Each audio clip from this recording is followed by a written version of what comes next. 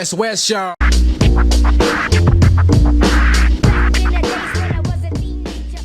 Have been on For sure. Nah, it's all good, eh? I don't even know what I need to say. I don't.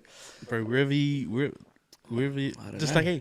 like Cam says, we're on the bus. Wherever the bus goes, the last stop is the 135, which is the hood. The hood, man. We'll just talk about whatever's on your mind or wherever you want the conversation to go, bro. I'll chuck in some gym stuff that I know is worth bringing up. I don't know. I mean, I suppose everybody's been through the big storms and the rain last night, eh? And that's created a few dramas and be a bit of pain there, eh? For people that need to tidy up their homes and things like that. Was that better? I think the saddest part about all of that is the fucking fact that, bro, as rate players, all that shit hasn't even been fucking taken care of, bro. Nah, man, but there's there's all that controversy about the free waters and stuff, and there's I don't really have too much of a view, eh? But people are either for or against it, and will there be a push to go for that free waters now? That because it just shows that the waterways and just the way that all of our infrastructure with regards to water is shit. It can't control it. You look last year, Kumu alone, that flooded when there was that big rain, that whole street, all of those businesses underwater. Yeah. There's a massive song and dance by the locals out there that, the council's got to step up, Watercare's got to step up and fix all of the infrastructure. A year or so later, ain't shit been done, eh? And look what happened last night. It's all flooded again, Riverhead, that whole Taupaki, area, that's all, flooded out. Is that like a push to say, Is it silence?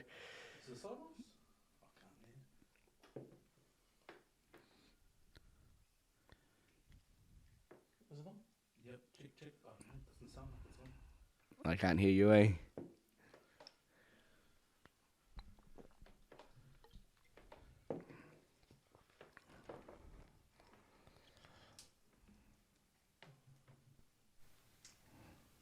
Check. Oh, there it is. There you go. But that's interesting you say that, because do you remember the water used to come every 6 months? Then it became quarterly. Yeah. Bro, and I remember times was hard, bro. Like I remember, I had to do something else. I couldn't just rely on one income sort of thing. Yeah. Because So, it costs a bit of money, yeah. Your rates, your water rates, insurances, and Yeah, bro. but with what happened last night, or yesterday and last night, is that going to make things go up even more? Because it just shows our water infrastructure is well below where it needs to be. All it takes is, there's millions of damage already, last night, and then if you think in, say, 2 or 3 months' time, or when winter rolls around, and there's a couple more big downpours, Yeah. it's going to happen again, eh? Are they going to fix it in time? I doubt it, eh? So you got all of those costs, and if they do go ahead and push with fixing it, or whether three waters comes about or not, somebody's going to sort it out, eh? And that comes at a cost. We got, who pays for it? Us as taxpayers got to pay for it. But then there's the other side of that as well, is like the insurances. Yeah. I'd hope that most of us have insurances, and if shit hits the fan, our insurance covers it. But that all gets covered by our premiums, eh? Yeah. And when you claim on those premiums, your no claims bonus is gone, and next year, that premium's going up, and you just think I reckon there was probably hundreds of millions in damage. You look at all those cars floating on the motorway, and all those houses flooded. It's not just house damage, car damage, all the contents, people's appliances and all that, and furniture, all that damage. Those insurance companies, eh? I work for a corporate, know how it works, eh? They got to pay for it somehow, eh? Yeah. Who pays for it? We pay for it. We pay for it as the consumer. We pay for it, eh? That free water stuff. I've heard it on the radio a lot of times, and because right now it's our waters come through Watercare. Yeah. So they're gonna change the whole system, right? Yeah, that's what free water is about. What's your understanding of free water? Oh, I've never really delved deep enough to really look into it and understand it. But it's there's lots of drama around it. There's a couple of things that involve. So all throughout New Zealand, everybody, sort of each council, each region manages the water themselves. So we got Watercare up here, and down the line, I got family that live in Levin and Wellington and that. they don't pay for water, eh? You know, they don't pay. We pay for water up here. I don't know if there might be a few other cities that might pay for water, but you know, I think mostly it's just Aucklanders that pay for water. Because we didn't used to do that, eh? We didn't used to pay for water back in the day. Nah, we like didn't. when we were kids going to school, we never paid for water, eh? Nah, we didn't. And this more or less came to light because when we were going through the dry spell in Auckland, and they were looking at ways because they've started building out in Manukau, and I think it's Manurua. All that infrastructure was going in, but then there wasn't enough drainage, and then we were at a water shortage because they built all these new houses. They haven't actually planned for who's going to supply that water, and the dam at the time was hitting near the bottom. And then we had that big rain, and then they sort of brought it back up. But they were trying to bring water up from Waikato. They were trying to say, "Oh, let's ship some of this." And Fulgoff wasn't having a bar of it. He's like, "Fuck off, we're not paying for this water." But then he was willing to put that onto the land rates, you know, on everyone else to pay for the water. Which was like, oh, fuck, we want to see some development first before you start trying to say, oh, we'll pay for this water. So really, it's a really infrastructure issue, eh? It is. It's like more people living in Auckland. Yeah, they're trying to spread the cost throughout the whole country. There's one agent or one entity that looks after the whole country and sort of uses or gathers the funds and spends the funds and allocates the funding where it should be. You know, but that takes it out of control out of the region. So there's obviously a massive need in Auckland, South Auckland, even out here. When you look out west and all the development, all those as people like to call them, the Lego houses that are being built everywhere. All the infrastructure around there, mate. We need it here, but you look at small town in Huntley. They obviously do need help there as well, but they don't need the level of help that we need. So they'll potentially be paying for it, but they'll be paying for our stuff. Yeah. And that's wrong, bro. Because I think fucking Super City's fucked us big time. Bro. Oh, Super City, they made a massive mess of it, eh? Bro. Yeah. Well, it's only that because we have to rely on water from other places outside the city. Yeah, mostly so Waikato. It comes from Waikato, the Waikato River. If we run out of the dams in Auckland, like in Waitax and Hunua, when they're low, I think it happened a year ago, like when COVID happened, eh? Just before the COVID, and we had that big pour. Yeah, we had to get it from Waikato. So even I got one of the bros, he lives up in Hoya, and he was saying, that's fucking crazy, man, that we're paying all this fucking water rates when the fucking dam is overflowing. And it's like, how does that work? Because they can't cope. They can't cope, and it's not so much the water that we drink. It's the waste, the storm water, the wastewater. That's the issue. We don't have enough infrastructure to clean that up, and that's why whenever there's a big downpour, like there was last night. Contamination. All the beaches, all of Auckland, you can't go to swim in any of those beaches. Otherwise, you're gonna have those liquid Ranui keels, eh? Yeah, bro. Well, that's up, man. You can't. Yeah. So I think that's where the main issue is, eh? Is even though there might be heaps of water available for us to drink, but it's when it gets contaminated, that's where the issues are, eh? How do we manage that? I mean, I'm not an infrastructure specialist by any means, eh? So I don't know. I don't have the answers, eh? But well, this conversation just started because of the floods we've been having around the area, man. So, but you live up in West Harbour, so it's okay around that area. Most of it. I mean, it's quite hilly up there as well, so it depends where we were. Wasn't too bad, but there are some spots where, like on Moya Road by that roundabout, in Moya Road, West Harbour Drive roundabout, that flooded out. And I think just up further up there were a few little issues, but nothing too major, and not like how it was out in Ranui. Out here, there's got pretty rough, eh? And you see out in Kelston in a few spots was pretty hairy as well, eh? Well, they've got the at St. Anne's Primary, they've got the new emergency housing there for families who can't really stay anywhere else, but go there. Well, no man. Well, that's good, eh? Yeah. But, man, I've never seen anything like this at all, eh, in Auckland. Nah, man. Especially. Worse than that supposed, that there was that cyclone that came through the other week, eh? That, we got the tail end of that cyclone. Was it Cyclone Halley or whatever it was called? I can't remember. But Haley, that's the one. But, that was like nothing, really. It was like a bad wind, eh? It was that all. And yesterday it was like, oh, there's this, they didn't make too much. Oh, it's going to rain. It's going to be windy. Maybe a few thunderstorms. But bro, it was fucking shit hit the fan all over the show. Literally.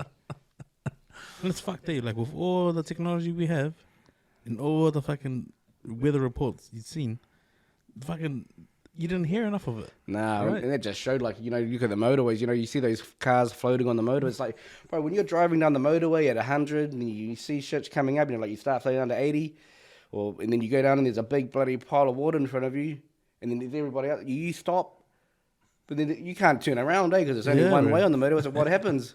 It's like, bro, and then, man, it must be pretty nerve-wracking when you watch that big pile of water growing. Yeah, bro. And then start going around your car.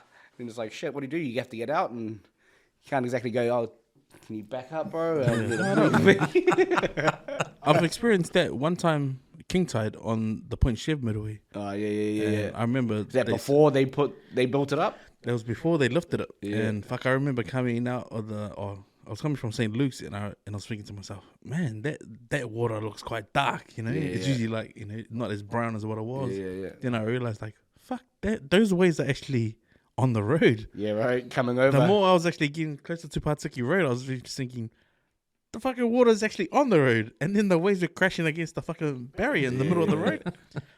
Big Mac truck, bro, coming down the middle lane, which was fucking flashing its lights, fucking pulling on its horn, just advising, like, fucking had his hazard lights on, and he was just pointing to jump on the other lanes. Yeah, get out of the way. Bro, little did I know they had actually blocked the motorway off at Patiki turnoff, directing the traffic away. But fuck, everyone that was on the motorway, there was only one lane open, bro.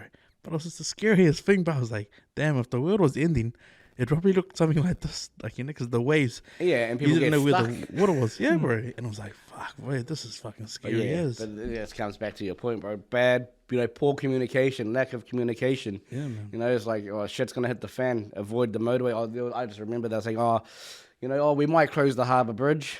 If it might get a little bit windy, so we might close that, but didn't talk about anything else, eh? Yeah. Just like that fucking, the Elton John concert last night, bro. My sister went to that, eh? Bro, they missioned through all the rain. They walked in like fucking almost knee-deep water. Got in there. It was pissing down, bro. Got in there, sat down, and then they're like, oh, they'll fucking evacuate. It's like, bro, imagine that. Yeah. And then you got to fucking try to battle the other thousands of people that are trying to get out and then jump on the roads where everywhere's flooded. Took them, I think they live out in Titirangi, and it took them they got home in actually quite good time, but it took them an hour and a half to get home. But like, that's, just poor communication, poor planning. It's like, bro, there's that concert, and shit hit the fan. What time? Probably about 3 o'clock, 4 o'clock. It started hitting the fan. It started raining pretty hard.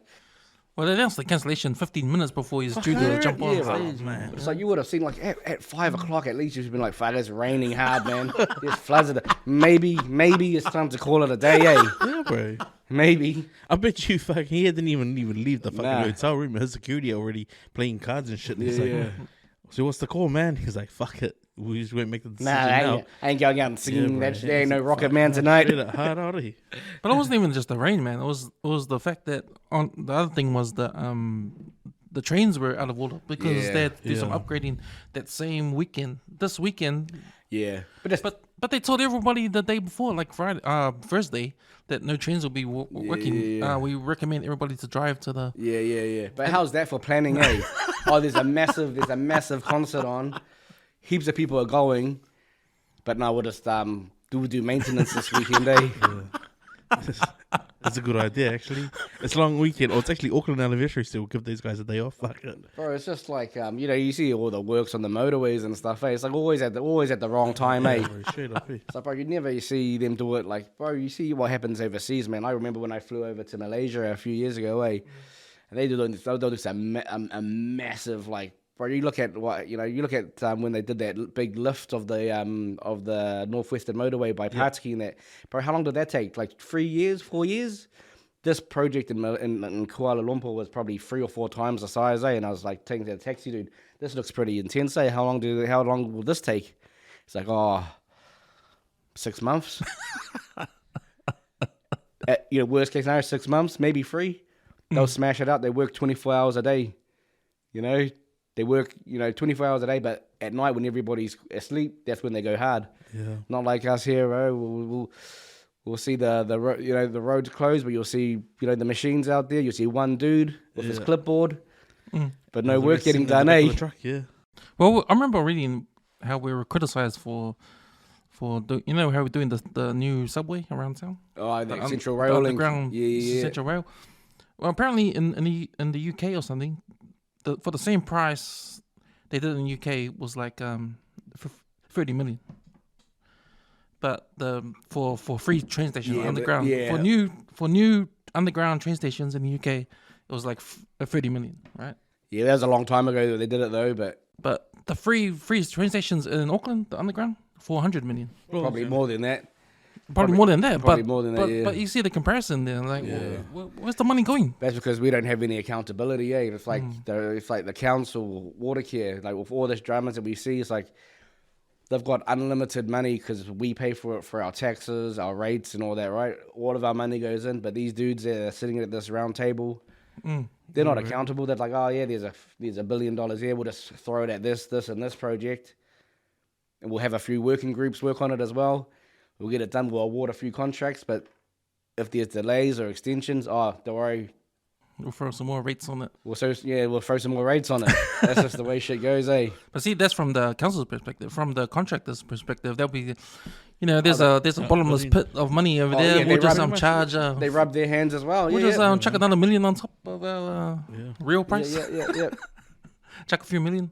Yeah, well, there's things around variations and that, and nowadays there are limitations, but still, it's like, end of the day, is when those projects are started, you can't stop halfway, eh? Yeah. Once that first digger cracks the ground and you start excavation, you got to keep going to the end, eh? Well, here's a good example of all of that, and that was the development of Territory Road. But it got to the point where Territory Road was they call it the cone zone. It was like, how many new cones are? And that was because the new freaking guys taking over, the subcontractors are fucking just doing it. Yeah. And eventually when the council got their shit together and they said, oh, look, we'll give it to Fulton Hogan. When they actually looked at the plans of who actually started it, all the manholes were off, bro. Yeah. So they spent another 2 or 3 years trying to correct all the shit that happened beforehand. It's like, bro, it's a circus, man. And then they a couple of years later, they do it again and put these random bus stops in the middle of the road. Oh, bro, straight up, it's shocking, man. Did you guys see the new bus stops in Territory? On the motorway? Yeah. Just on off the bridge, motorway. Territory South? Yeah. What the hell is that? So it's like, bro, that's dodgy for kids, that's supposed to be for the express lane. Yeah. What do you mean expressly? So if you're getting off, turning right to the peninsula, that's a bus stop there. So you can hop off and walk across the road. So that bus won't go left. It would go back onto the motorway, go back around. So you're trying to say that bus stop on the peninsula side, that bus stop is catered for everybody that lives in the peninsula? So I think it'd be more of a less traffic sort of thing. Because if that, where that bus stop is, it's probably just going to get off and let people off. And if you're either trying to catch that bus, you're either coming from Peninsula, catching the next one, because there's another one on the other side. So it's supposed to be like if you're catching a bus out west, that bus needs to stay out west. There's only one bus going on and off the ramp, going back and forth to the city. So if you want to catch express, that's the bus stop you take.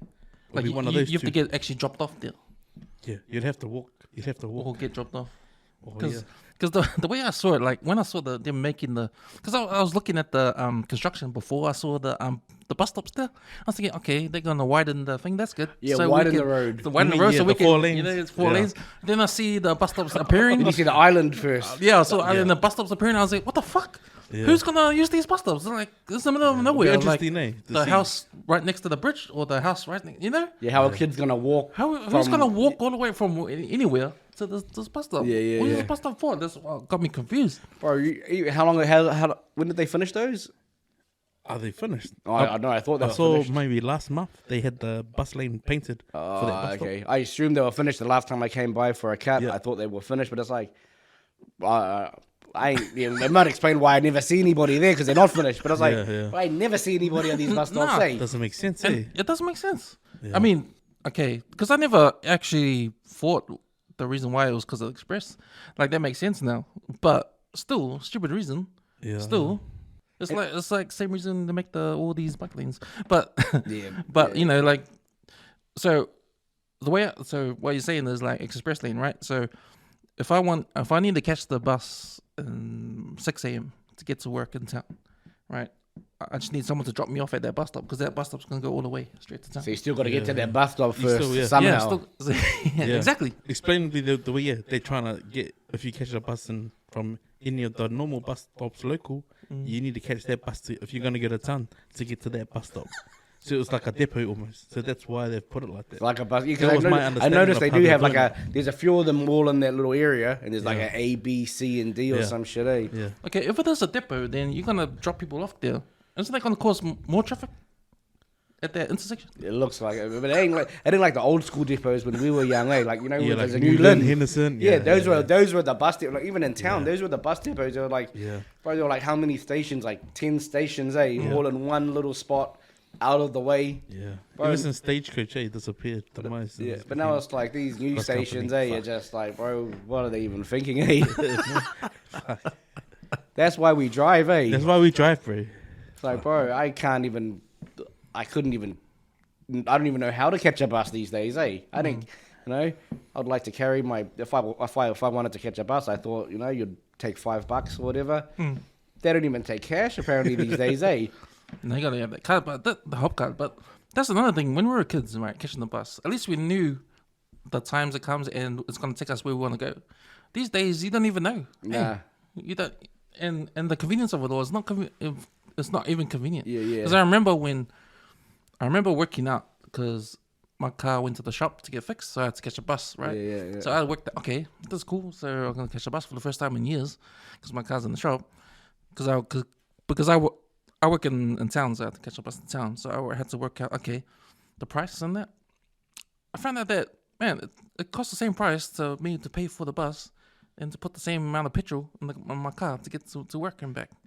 So when you think about that, the convenience of it all is better to drive. Yeah. Because you don't want to waste half an hour, 20 minutes. It's you know? worth it to pay for their parking in town, eh? Yeah, exactly. And Or- it's the time factor. The time you spend trying to get ready to catch that bus is to like, you can leave a bit later, and then sort of time it so you're at work on time. Yeah. That's what you miss out on, eh? But you can't even just randomly, I'm going to jump on that bus because I might not have my Holiday. AT hop card on me.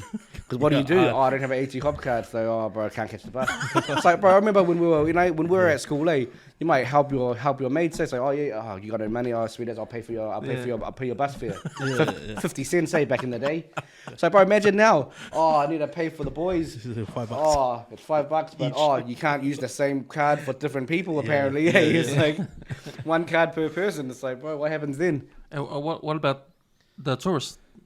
Do they know to get a hop card? Nah, and that's the worst thing. And I think they're streamlining all of that now. I saw because around the country, every bus system has a different type of card. Like we have AT hop card up here. The South, I think they have like a B line one. But I was in Queenstown and they had some different one. I was like, bro, if you're somebody from the UK or from China or from wherever States, come to New Zealand, you want to use public transport. It's like, bro, how many different type of bus cards do you need? Bro, it's torture, man. It literally is torture. It's like, bro, why can't you just use your FPOS card or your credit card? Yeah. Just pay that shit, eh?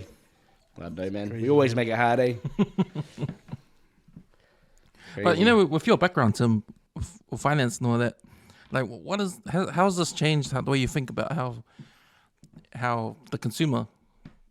Because you know us, like, because when it comes to financial stuff, because I know that's in your field and stuff. Like, with us Polynesians, like, we're probably at the bottom rung of knowledge on that sort of thing. So when you're into that, when you're in the industry and you know all the stuff because of your background, and do you think that people need to know more about this Oh, definitely, to man. understand? Definitely. I think they're trying to put that out in schools a little bit more. I don't know how much success they're having. I know there's community groups that are trying to help out, and some of the banks are trying to help out as well. I think ASB is pretty good at it. Westpac do like these workshops as well, but yeah, they do it at various businesses and at schools as well. But I don't think it's really at primary or intermediate level. It's more at sort of high school level for kids, but which is still not a bad thing. But I think people do need to know about it. I mean, money doesn't grow on trees, and like my family came from Cambodia as refugees years ago with nothing. So, in Cambodia, Southeast Asia, man, we are the Polynesians of Asia, It's a bit different, and like you just have to. People do have to learn, eh? People do have to learn because, especially nowadays with interest rates going up, and that might not impact many people, but those that do have mortgages, interest rates will have an impact. People just don't have the disposable income that they had, before all this inflation and stuff kicked in. I mean. Can you explain a bit more about what you're talking about? Because I know a lot of, I've been talking about it on Empty Out the Clip for a long time, and I've waited so long for you to come on and explain it to people. I'm not good at explaining things either. But I mean, but I'm talking about the rate, the rent we're paying, right? You put the inflation on top of that, and putting taxes on top of what we're already paying, like for gas and that. But it's how heavy is interest rates just by 2% on what you're paying already at the bank? It's a lot. Like, say, for example, you got, just throw some high-level number. Like, if you got $1 million loan, for example, and, your interest rate is 3% at the moment, and you're just looking at the interest only, that's 30 grand of interest you're paying a year on that $1 million. That interest rate now is about 6.5%, let's say 7%. So when your interest rate on $1 million goes from 3 to 7%, from 30 grand, that's 70 grand in interest you're paying a year. Double. That's more than double, eh? And most people aren't paying interest only; they're paying principal as well. So that money's got to come from somewhere. I know I can't save. What's the difference there? That's like 40 grand. I can't even save 10 grand a year. It's like you got to find that money somewhere. Normally, you'll find that households that do have debt, when the interest rates go up, you got to look after your roof over your head. So people will make sacrifice to pay for their home, the debt on their home. But what gets sacrificed is all the other stuff. So the food that you eat, the family activities that you undertake, the clothing. It's like you might have. I have my Scody undies that might last me years, but those every 2 years I might replace them. Yeah. But now, I might have to replace them every 10 years because I can't afford to buy new ones. But that's reality, eh? That's reality. That's why, when we talk in the barbers and we talk about life, and that's why I appreciate you coming in. It's because, to a lot of people, that's nothing. It seems like, it is what it is. I'll get a pay rise. But the pay rises ain't gonna do it this time around, eh? But it's not just that, eh? I mean, even if you take all of the interest rate stuff out of the whole picture, eh? Because not everybody has a loan, so it doesn't impact everybody. It's just it's just the cost of living in general. It's doesn't really matter. People, I suppose the easy way for people to understand the cost side of things is minimum wage. Minimum wage back when we were young, what was it, $6 or something? And then when you're an adult, what was that it was still $8 or $9 as an adult. Even 5 years ago it was probably, $16, $18. I think today it's $21. And that sounds good, $21 an hour works out to be about 40 odd grand a year. And I remember when I first started my first proper job at a bank, I was getting paid 40 grand a year. And I thought that was fucking good, man. I thought that was the bee's knees, eh? And that's minimum wage these days. So, and you can't, I don't know anybody that's on minimum wage that say life is good. It's pretty tough. That's absolutely true. It's pretty tough.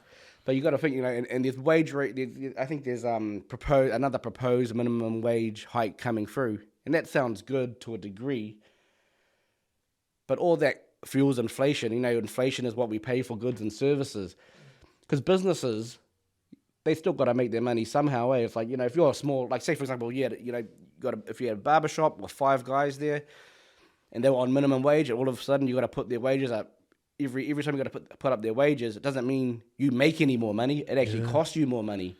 Yeah. And the only way to make up that money is to charge the consumer more. And that's why you see eggs, I think we've talked about this, but eggs is a fucking good, easy example, eh? I mean, I remember a dozen eggs, say just size 6, size 7 eggs would cost you $7 for a dozen, eh? Nowadays, what's that, $15, $16? There's a lot of things that come into that, there's a whole bunch of supply things the chickens themselves and, the grain that feeds them, which normally comes from Eastern Europe, which is, Ukraine, and they're having a war, so all that shit's really expensive, right? But wages is probably one of the key costs in that. And it's with wages steadily going up, these farmers don't, with what profit they make, when you're increasing the minimum wage, that decreases their profit level. And most of them aren't millionaires making shitloads of money, right? So it's like they might be making, say, let's say let's say they make $1,000 a week in profit. Every time the minimum wage goes up, that might take a couple of $100 out of their profit. $1,000, especially if you got rent that's $600 a week, that leaves you $400 left. And then you got power. That money doesn't go far, eh? So they're gonna cut back. So the only way for them to make money is to put prices up, and so that's why you see prices going up. It's like there's so many factors, but I think wage costs is a big one. But then interest rates come into it as well, and then there's all that supply stuff, like all materials costs, like buying, you work at making all the drinks, all the ingredients that go into making a drink. That's all gone up heaps. Got to go somewhere. Yeah, and it's usually on the consumer. Yeah, it's all on the consumer. So things are getting more expensive, and how do you fix it? Interest rates is only one small component of it. I feel like when government, especially the Labour government, when they do the minimum wage hike, when they put up the minimum wage, it's a thing where people that are working class people, they go, oh yeah, cool, we're getting more money, but then I feel like they don't understand the repercussions of that. So what that's gonna do, that's gonna hike up the prices of everything, like bread, butter, eggs, all of it. I understand. Like if the wages, like if I was a business, right, and I have to pay wages to my workers, I have to look at that as a bill. Same as the power bill, same as the water bill. The wages is another bill. It is for sure. So if you look in that way, and if you're a household, if you have more streaming services on your TV, like you stream Disney Plus, and next minute your bills are up to here, you're gonna cut those streaming services off, eh? That's it, man. So you can cut. That's the same thing. The flip side of that as well, and you haven't seen it largely because we don't have enough. There's not enough people to work in New Zealand anyway. Supposedly. So businesses aren't necessarily going to cut staff and make them redundant, because we need, most businesses need staff. Like, you look at the Countdown and Pack and Save, they always got, for hire signs out the front, eh? So, yes, they're just, only way a business can make up for it is to increase their prices. So, that's why things are getting more expensive, because everyone's got to make money somewhere, eh? If that makes sense. I don't know if what I've said makes sense, but Nah, that does make sense. Because on the flip side of that, what I recently learned is that sometimes inflation does the opposite. If they, how they put up the interest rates for the mortgages and that. Well, that stops people from buying homes. Hey, that stops people from. That makes people save more and not spend. So that kind of will bring the prices down. In that sense. Yeah. Because I think. When it comes to, I think I saw that the house prices in Auckland have gone down there. Yeah, all over the country they've come down. But there's a few factors. So interest rates are definitely one of them, because people, like all the banks, when or any lending institution, when somebody wants to borrow money, they have to test whether they can service that debt. And that's all based on interest rates. So, like I was saying before, if you have the interest cost at 3% or whatever, that's $30,000 on $1 million, and now it's at 7 or 8%, and that's 70 or $80,000 on $1 million. Can you afford it? So when the interest rates go up, your affordability goes down. Yeah. So that's what that also so that makes it harder for people to get access to borrow money. So when there's less people able to borrow money, then obviously there's going to be less people out there in the spending market to spend money on houses. So you can't really buy houses. The government's also made it hard to buy, for investors or even first home buyers. I remember my first home back in the day when I bought my first home in Kelston. I only needed 5% deposit, and house prices back then were fucking a lot cheaper. That was like about 400 odd grand. I only needed like 26 or 27,000 as a deposit, 5%. Bro, now you need at least, you need 10%, and the cheapest house is what, 90 grand, 900,000. You need 90K, and not every bank accepts a 10% deposit. Most of them want, especially if you're not a first home buyer, they want 20% deposit. That's a fair chunk of change, eh? And they're using the engagement like the 7% for like, say you end up settling for like something like 5, but they use the 7% as an engagement where you can service the loan and your dependents and yourself, where you can actually live off it, eh? Yeah, man. So Without it's not just the loan. It's about, they look at everything, man. They'll strip you down and look at all of your expenses in life, eh? So, you know, they'll look at, you know, first is the loan cost and your repayments on that. Then it's any other loans that you might have, or credit cards, or hire purchases, or whatever. And then it's, do you have a partner? Do you have kids? Do you have kids? You know, how many kids do you have? Because they cost money. And then what sports do they play? Yeah. What fees, what subscriptions do you have? Do you have Sky and Neon and Disney and all that sort of shit? Eh? Your vehicles, how much your do you vehicles, put gas? yeah, how much gas do you put? And then you know, the big ones are your insurances, because, you know, I think with the floods last night, it's like, that's pretty important. You got to have insurance, eh? And insurances are expensive these days, eh? So and most people have you know, if you got a home, you have house insurance, and even if you don't have a home, you probably need to have contents insurance, and car insurance, those sorts of things, eh? But all of these things get taken into equation to figure out, can you borrow this money? And that, you know, some people might earn some pretty good coin, eh? Some really good money, but they've got an expensive lifestyle. You know, their kids might go to do all their kids might have, like, you know, you might have 5 kids and they all play sports, and they all need, you know, they all have fees associated with those sports, like, swimming and rugby, all sorts of things. You know, there's monthly costs associated to all that, eh? And all that gets taken into consideration. Yeah. So it's a hard reality, bro. Like, for a lot, and like I have a lot of mates at work that always do that, bro. Man, like, you know, you're living in your own place, but it's like, bro, you gotta understand the sacrifice that comes with it. You can't just say, "Oh, bro, you're doing good." It's like, nah, bro. Yeah. But I feel like at the same time, we never had these sacrifices before, right? And like, you know, with what you're saying, like with the kids playing sport, and obviously that's fees and all that going out. But I remember back in the days, like, it seemed like, or to me, it felt like it was okay. It was like, everyone could do that stuff. So it was sort of like because we felt that back in the days when we have kids and they're going for sport, it was like a sort of like a right that they have to go play, and then we just fork out whatever it is, and then next minute, oh shit, I can't afford my bread today. Cause But I think, so, like, hey, I didn't know that. Wow, my parents were struggling back in the days, nah. But, you know, were they struggling? Maybe not. But like, I think sometimes it's a little bit of because we're kids, we don't look at that stuff. We don't understand finance. And our parents, I think they put on a brave face, you know. It's all good, but really they're thinking, "Fuck, where's the money for the bread?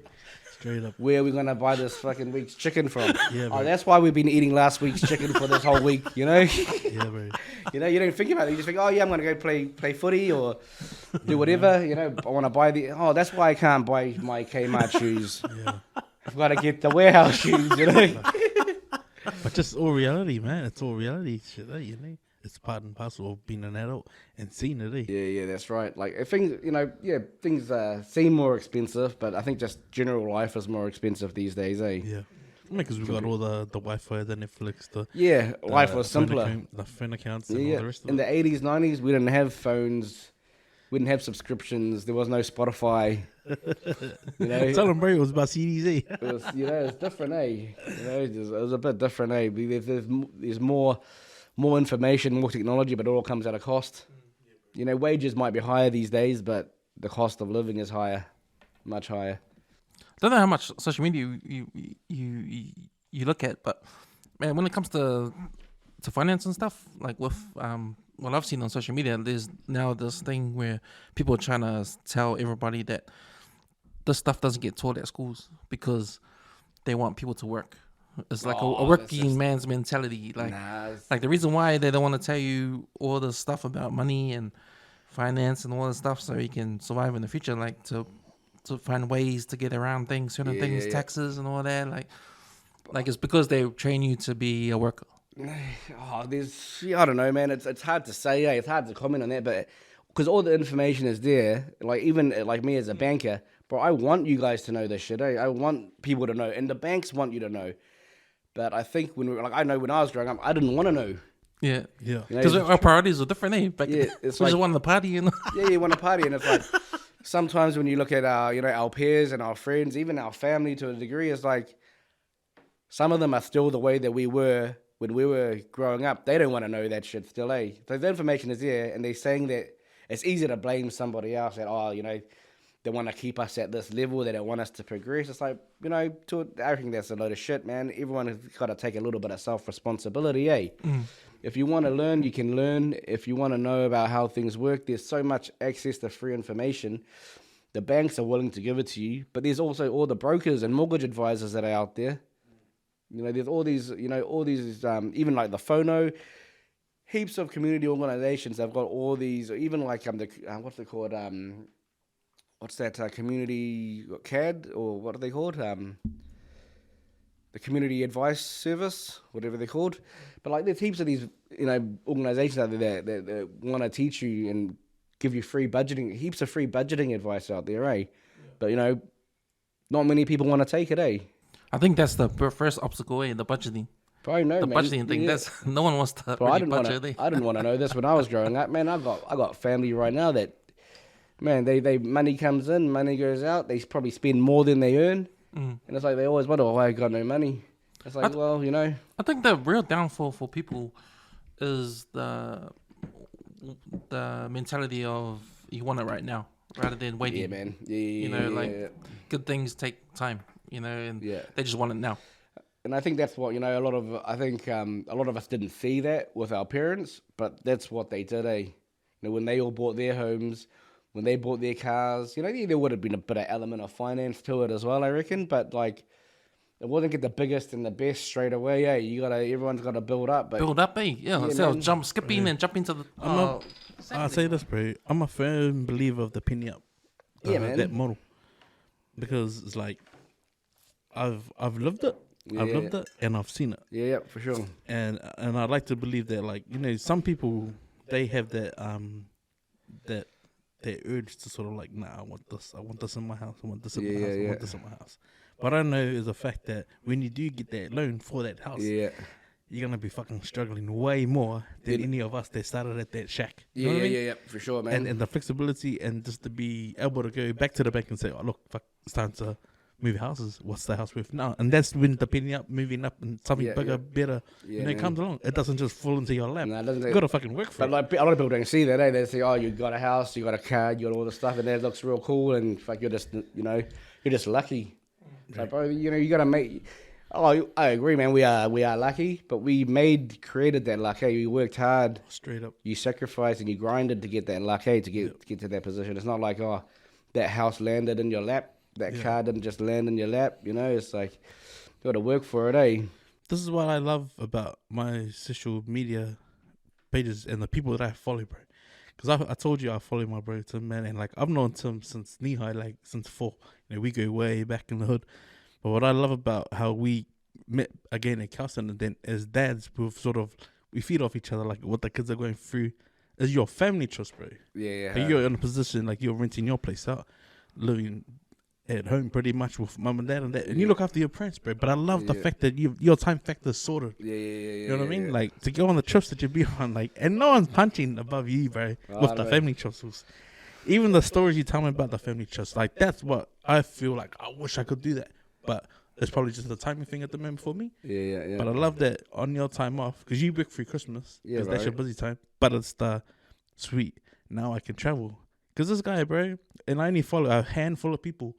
But the places that you take your girls, man, I'm like always jelly, bro. And I'm always loving the post. Because to me, it's not for sure.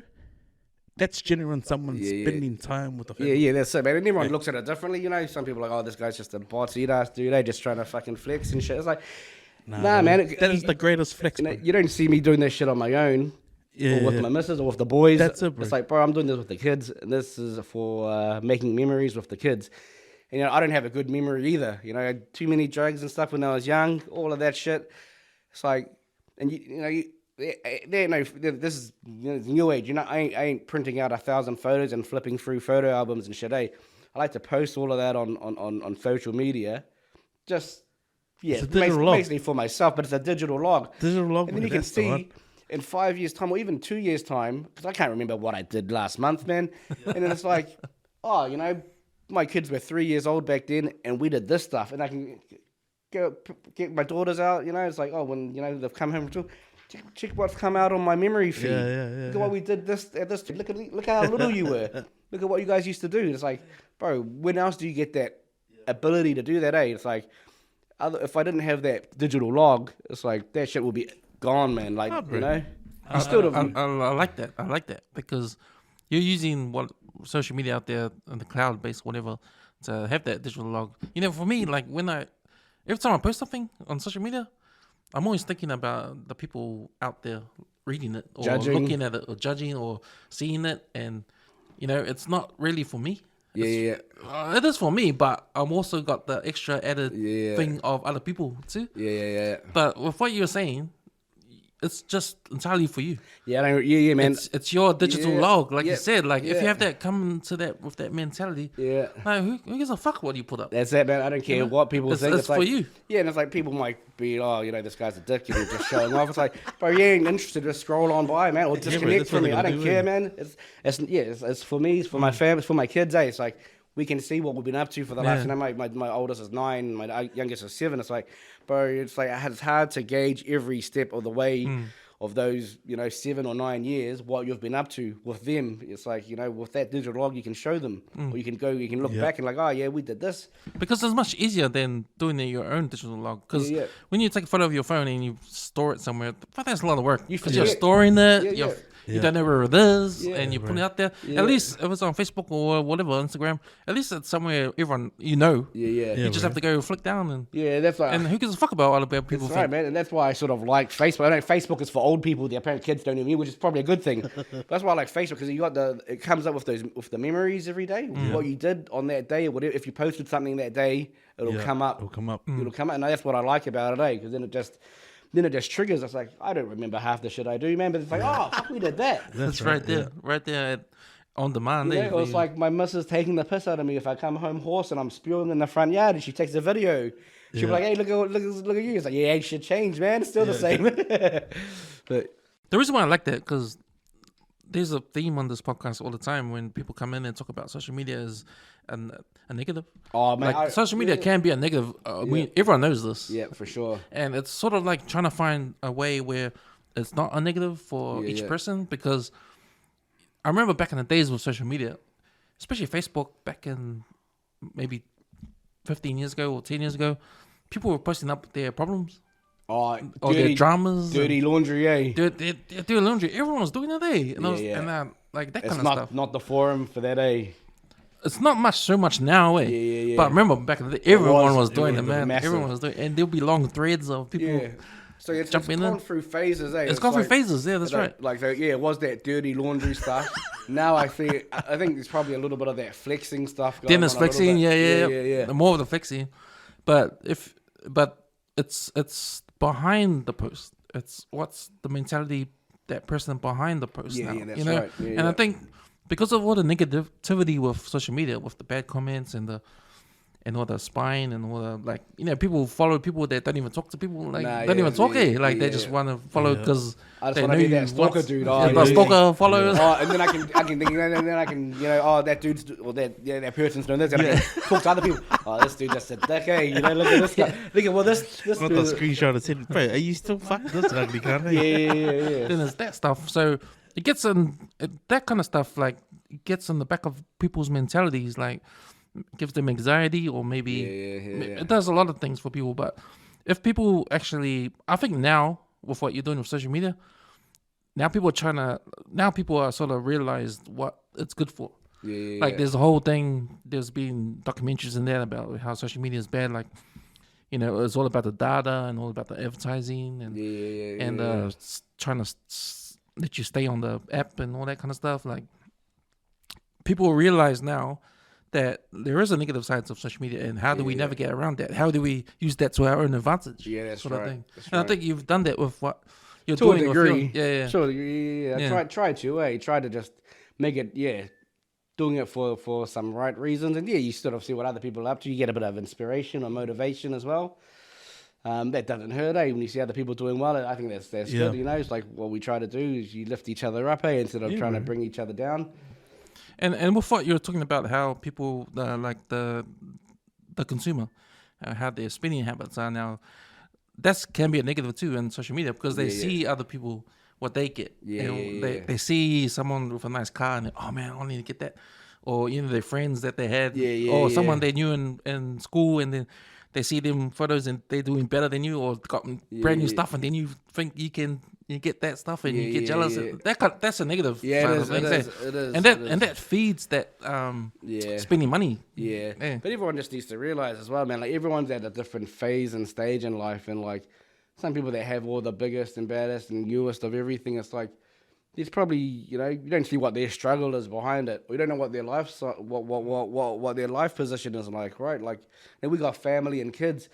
This dude that drives a Lambo, I think one dude that I went to Avondale Intermediate. He's got a supercar, and it's like, he's got a supercar, but he ain't got no commitments, eh?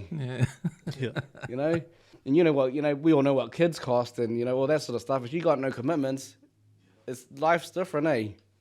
Life's different. So everyone just, I think, sometimes when I might see people doing really well, and I probably get a bit envious as well. But you got to think everyone's at a different phase and stage. Everyone's doing things differently. You don't know what they've given up to be there. We've got kids. There are a lot of people that are our age that don't have any kids, eh? And that might not be a choice as well. Unfortunately, some people just can't have kids, eh? Yeah. That's pretty sad, but, they make up for it another way. So they're out there traveling and they're buying fancy cars and fancy bags and all that stuff. But it's like, but what's better, man? A fancy-ass car or having a couple of kids for a legacy? Right. Well, that's the thing, bro. When I see your posts and when you're with the kids at the beach, that reminds me, like, I need to up my game. I need to up my game and spend time with my kids, take them to the beach. See, that's why I love following your posts. And because you do it in the short time that you have off, like I'm like, damn, I need to get out of town, And here's me still stuck in doing the Auckland beach sort of circuit. But I love following your posts, bro. Like family rich is what. Bro, I'm a busybody though, but like I plan all of this shit out like way back, like months in advance, eh? So all of it's not just spur of the moment, like especially when we travel and stuff, eh? It's like. It takes a lot of planning and then saving for it, so it doesn't just happen. It's like, oh, the money's not just there to go out and spend it because it's there. It's like, no, man, I don't actually have that money just sitting around. You gotta, put money aside, and you put money aside for it. You just have to have a goal or a destination in mind, or what you want to do with your family, the kids, and then it's like, oh yeah, when I want to do that, probably in a month, 2 months, or 6 months time. Yeah. What is that going to cost me? And then just sort of sacrifice and eat a few noodles along the way. Yeah, bro. Oh, that's it, bro. Like, I always like to believe, like, man, if you surround yourself and keep talking to people who think like that, manifest and do it, bro, it's only going to help encourage you to try and do that a bit more. You know what I mean? Yeah. So that's why I'm like, bro, when I'm seeing you post, I'm like, damn it. I want to be at the beach. My kids haven't gotten out of the idea of leaving Auckland apart from going up north. They haven't got that. Oh, we'll just go here. It's closer. I was like, bro, you don't know what you're missing, man. Yeah, my kids, they're not always keen either. But it's like I just see what goes on with like I've got older nephews and nieces and even my kids to a degree already. My 9-year-old, bro, she don't want to hang out with VA. We're not cool anymore, man. Yeah. It's like, your kids are only kids for a short amount of time, eh? And it goes by pretty quick, 9 years old goes to a teenager pretty quickly, eh? And I think, from what I see is like once they're teenagers, they're not really that interested in hanging out, eh? So, try to make the most of it now, eh? While they're keen to hang out, force them to do it. Yeah, bro. But I mean, to document how you've done it, I feel like that's the best thing for it. Because like at one stage this holidays, I confiscated the devices and the phones. Yeah. And I was talking to my counselor about it. And when we unfolded like what needs to happen, it was like setting boundaries in place, right? So you can't expect the kids to want to listen if the iPad, the third parent's been, involved. Like it just doesn't work like that. Yeah. So the day I took it away, the kids were playing cards, they were watching TV, they were trying to play the guitar. All that stuff came back. It just felt like we went back into lockdown again. Yeah. Like just hearing like me, I need to set boundaries, right? Like an hour max. Yeah. Just saying it, like, and that's all it was. It's just a communication. Yeah. But just feels like now when I hear you talk about it, it's like, yeah, it's true. But then we should do better by telling them it's not good for you to sit on the iPad or the phone all day. Yeah, I'm guilty of that too, man. I don't set enough boundary, and that's why we try to take them out. Like that's why when we went down to the Coromandos, like they spend way too much time on the iPad, and sometimes like I've had a long day at work, and like can't be fucked day. It's like if it's gonna be easier for you to sit there and watch your tablet and just let me chill out, just do that, eh? And that's not great. It's not great. Like really, we need to be more engaged, and limit their time because devices aren't great, and social media is not. I think for kids especially, social media is not great because like my 9-year-old says it to me. It's like, why don't we have a Lambo? It's like, fuck, get out of here, man. Does she want to move back to Ranui? Does she want to move into that place? Bro, you want to move back to Luanda Drive? You want to see where we grew up in the hood? But bro, that's one of the reasons why we take them back to Cambodia so often. It's like, bro, shit is real there, man. There ain't no social welfare. Yeah. You do a road trip in New Zealand, you can go and find a nice toilet anywhere. In Cambodia, you might be fucking pissing behind some tree, even for a girl. It's like, and if you find a place where you can go to the toilet, it's not nice. It's like it's all ugly stuff, eh? And it's like, but it's different, we got it pretty good here, eh? We got it pretty good, and I think kids need to realize that it's just not easy. But I think that's one of the things, going back to that social media stuff, like kids, it's hard for them to differentiate what's reality, eh, and what's fake, and they don't understand that people are in different phases in life and what people have done to get this and that. And they just see, this guy's go out there living the dream, got a Lambo, going to the Maldives and swimming with the fishes. They just see all that sort of stuff, and that's what we want to do. Why aren't we doing that? So I can take you to the Coromandel and go to the full swim there, but be grateful. Well, that's the thing. They don't know the work behind certain stuff. Yeah, that's it. The work that goes behind. But I suppose when I was young growing up, and we grew up in Ranui and that, and even when we were at Kelston, you see kids with the cool Nikes and that. It's like, bro, I didn't have Nikes, eh? Yeah. Until I could work and buy my own Nikes. Yeah. I remember I had that same thought because I went to Wettek, and then when we had Muffy Day, that's when everyone put the gears. Everyone flexes, everyone flexed the gears, eh? Yeah. And I used to be, man, like admiring some of the gears but then later on I thought, nah, that's just your older brothers. Yeah. Well, you just don't know what's gone behind it. Like their parents might have wanted to flex as well and bought all them this cool gear, but they might not have been. They might have gone to bed hungry as well. Yeah, that's all. You just don't know the background behind what's going on. So it's all the stuff that we're blind to. It's kids. Man. So like, nah, it's all good. If I got it, well then I might as well. But now that we're parents, it's like different spin on it. That's it, man. And I think sometimes when parents feel the struggle or feel the need to flex with their kids as well, it's like a lot of the time it's people are getting themselves into trouble with that buy now pay later stuff, credit card debt, and it's like, but why, man? Like kids are happy with I think they're more happy with. They're definitely happy with their devices and screen time, but I think they're more happy spending time with their parents. Oh, bro, I think that's the biggest misconception ever, bro. Yeah, man, having their parents actually engage with them instead of being on their own, because they feed off us. Say if I'm on my phone, they're like, oh yeah, I'll just do the same thing with my tablet.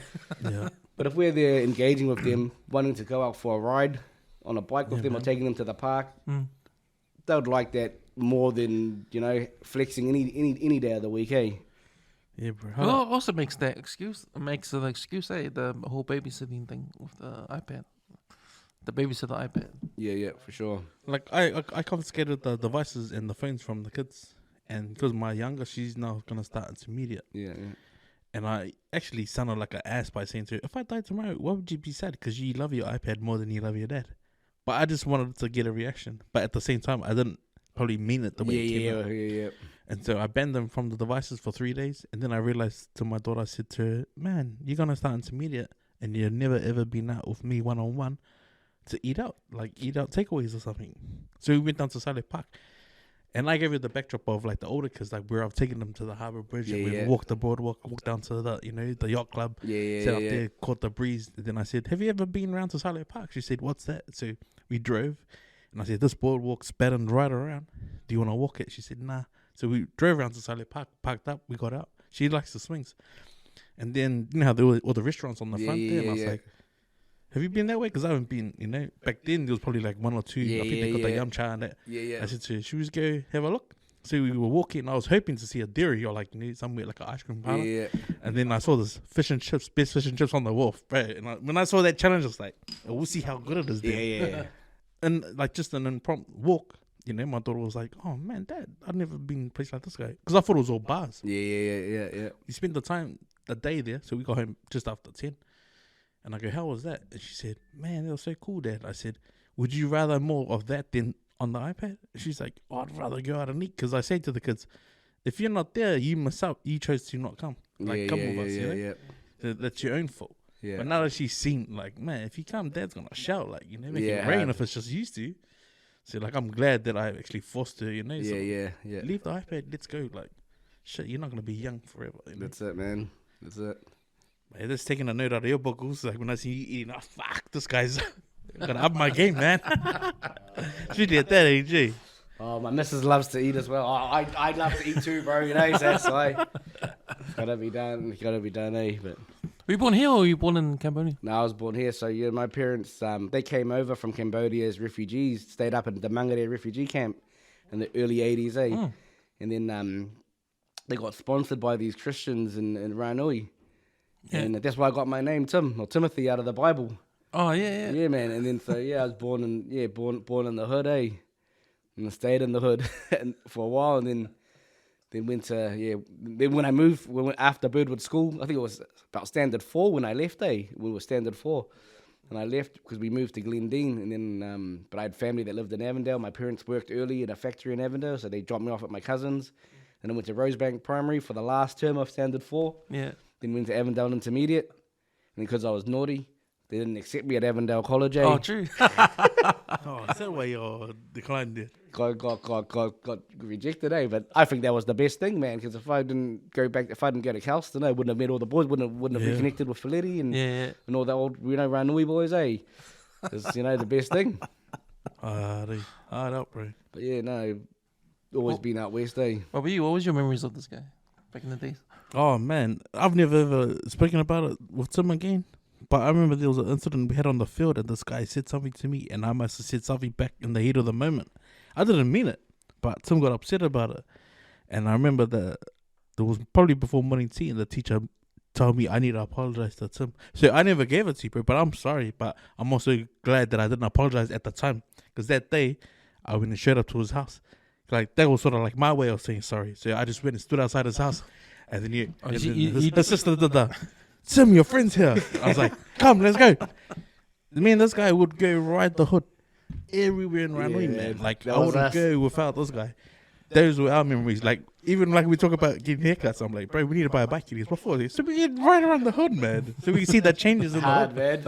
And that's what we did. It was like, wouldn't be able to ride far, though, these days. Straight up. But that was my memory of Tim. Like, I didn't have a bike. I had a skateboard. He had a bike. I used to go everywhere on my skateboard, and this guy would ride his bike. But we would go everywhere in the hood, man. Like, legit. Like, if someone was playing down at the creek, we were down at the creek. And I would never leave without this guy. Hey, it was like, oh, I'll go get some, we'll go. Roll up on the guys playing touch up at Birdwood. I would always be with this guy. And it was like, we were like a pair. Wherever we went, even when we saw the guys down Glen Road, Bessie, I would always be with this dude. That was my gay back in the day, man. So those are the memories I have of this guy. Primary. Good old days, man. Good old days. So you didn't want to apologize because the teacher told you want to apologize in your own terms? In your own way. In my own way. Because back then I was the youngest in my family. We didn't apologize. Yeah, that's a hood thing. Yeah, you never say sorry, man. But nah, bro, I got the shock of my life when I seen him at Kelston, bro. I was like, Dale, fuck this guy. Back. And it was funny, man, because it was me, Dave, and Lance. So it was like reunion. I was like, the fuck this guy? Silly. Only missing Nonu. Bro, straight up, it was just Nonu missing. And what's funny is that Lance and Dave left, and then Nonu came. So I was like, true, another true. reunion. Oh, man. Fucking crack up these, man. So when you took your kids to Cambodia for the first time, how did they? How did they relate to it?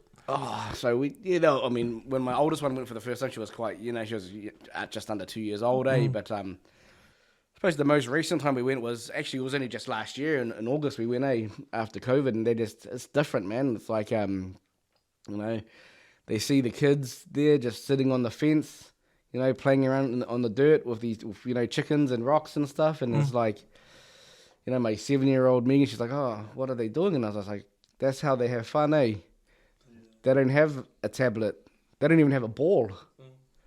Look at that little girl. I reckon she would have only been 2 years old, sitting on this barbed wire fence in between the barbed wire, in between the spikes, just sitting there, watching the cars go by. And I was like, see, is that,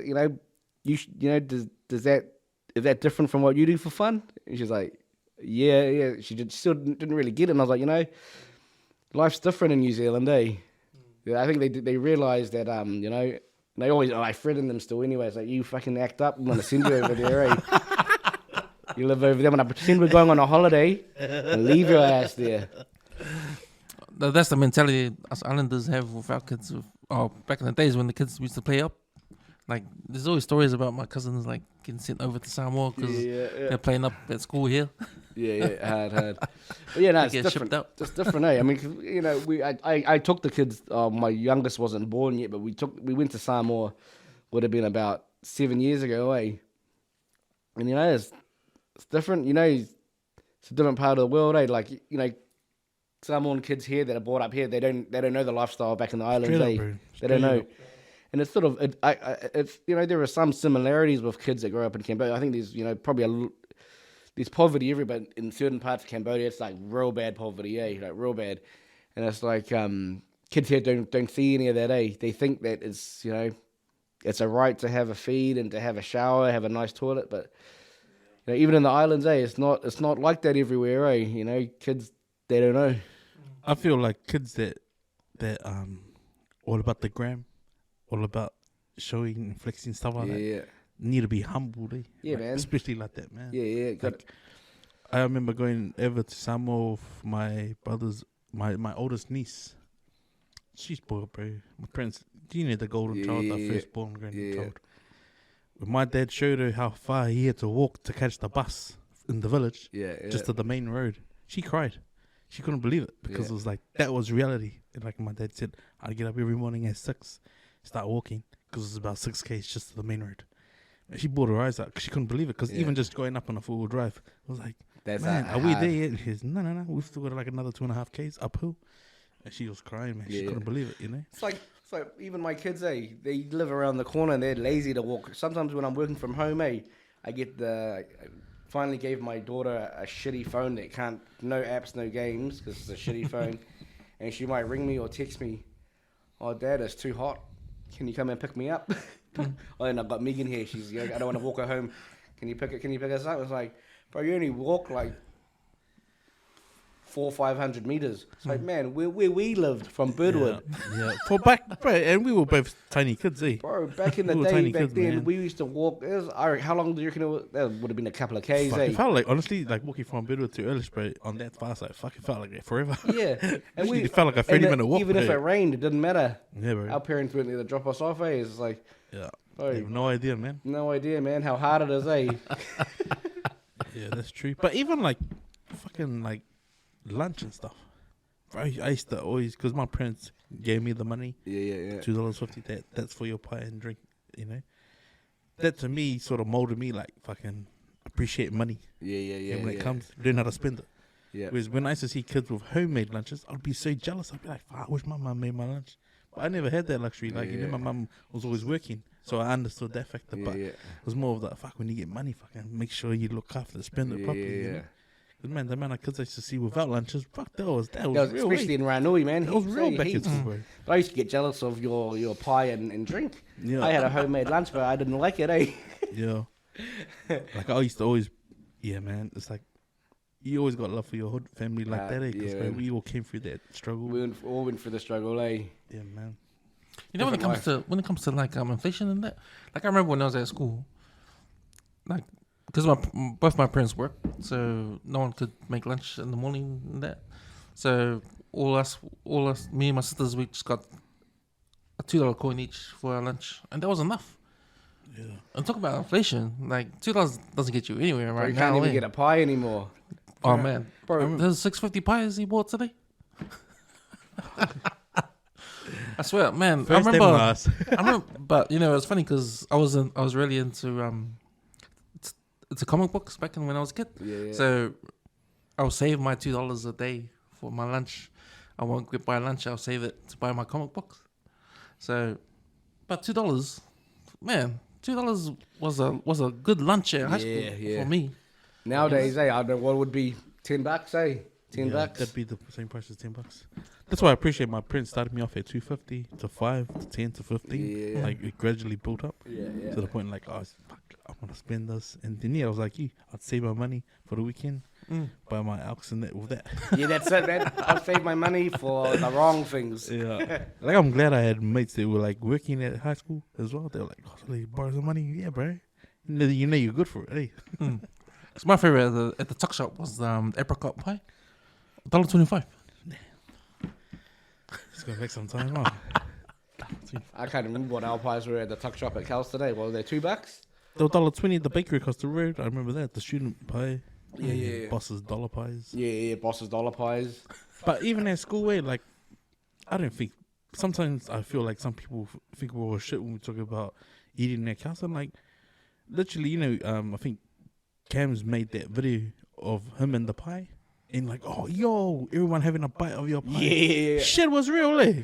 Oh, that shit was not made up. And the 1.5, no lips. Yeah. And fuck, no lips can. It's going close to your lips, man. Make it. But bro, where was it? It was somewhere, eh? And I think I might have been with my workmates, eh? Years ago. They did the no lips. I was like, how the fuck do you do that? What's that? How do you drink like that? It's like, where did you grow up, man? Did you not share drinks?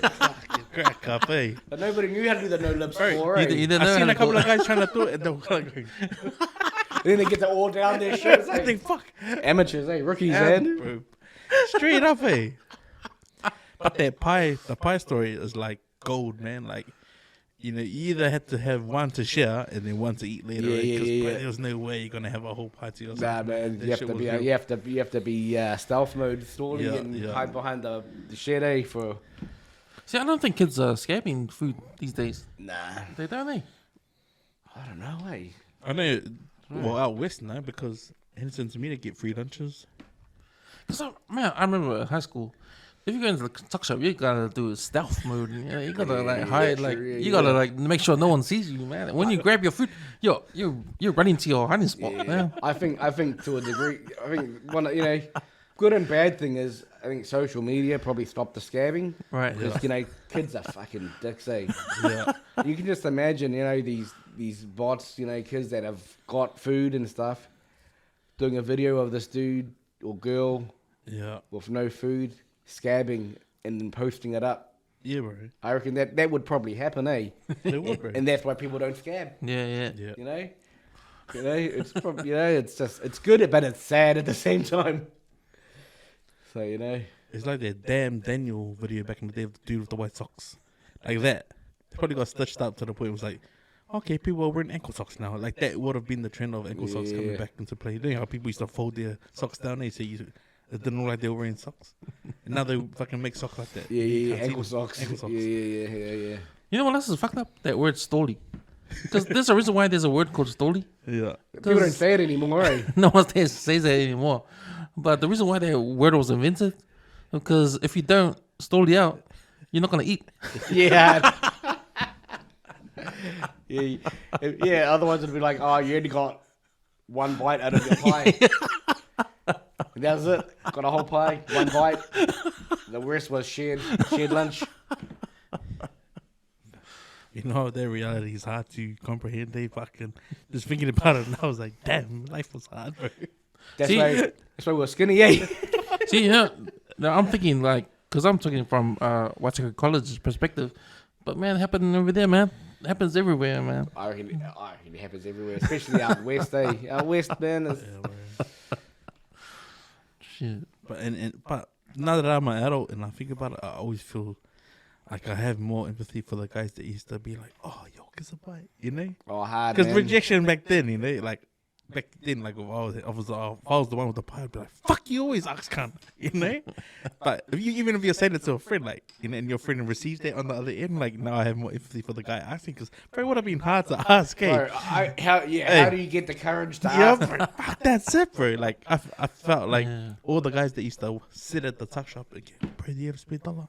Like, fuck, I'm not thinking about it as a parent now. I'm like, man, this guy's has some balls, eh? Yeah. But there were some hustlers as well. Oh, straight up, bro. Some hustlers, man. He does comes like, fuck, you asked for your bus fee, you didn't even catch that bus, okay? They're hustling for that $1 or 20 cents. Yeah, and they do it to everybody, bro. Then they get their $10. Oh, good house in a tinny, bro. Yeah, bro. Straight up, eh? Well, I think you're thinking that comes up because of the homeless situation right here. And people ask for money when you go to places like BP or something. But I also heard like someone say, "Oh, it's identity. If you know who you are and you know you're confident, you don't really worry about how people perceive you and stuff." Yeah, fuck it. You can spit that shit. Doesn't matter, you know. You ask. You saw that. That's pretty much move on with your life. So some guys are built like that. Others are like, "Oh, what's that guy? It's that guy. I'm not gonna ask that guy ever again." Yeah. You know, something like with you working at the bank, like with all the house prices and the history of it, like I remember the house price thing didn't really come up until before the World Cup was here in New Zealand. Like during that time, I think there was no mention of anything about house prices, and it was just the norm, eh? Like you were saying, like 5% back in the days. Oh, for deposits and stuff like that? 7% or something? Yeah, back in the days. Oh, for the interest rates? Yeah. Yeah, I mean, I think... So what was the point? Why did it go up all of a sudden? Like, why are they going up now? Or? Well, from back then, like when I think of when my parents bought our house, it was only like 20 grand. Back then, this was 1980. Oh, for the price of the house. Yeah. I think a lot of it, man, is supply and demand, and then the cost to build a house. And land price is probably the biggest one. Like land costs so much. Like back in, I remember when my old man sold our place on Luanda Drive, and he struggled to sell it, bro. And we sold that for 80 grand. I think he sold it for 80 grand, back in the day. Shit. And then somebody because they had massive land, so some dude subdivided it and built other houses on it, and it's like, bro, nowadays that 80 grand house nowadays is probably, you know, well over $1 million. Yeah. But because that was the thing back in the day, say there was big yards at the back of houses, Yeah. Because I think now because we only got so much space, they're not, you know, you can't grow land or make land. There's only so much space, especially in Auckland. Auckland's the main hub that most of the workers, you know, in the country, and where most immigrants come to, you know, doesn't matter where the immigrants are from, most of them will come to New Zealand and go to Auckland for work. And because there's not enough land, that piece of land, doesn't matter what house on it, that piece of land just gets more expensive because that land is valuable. That's, you know, that's where you build.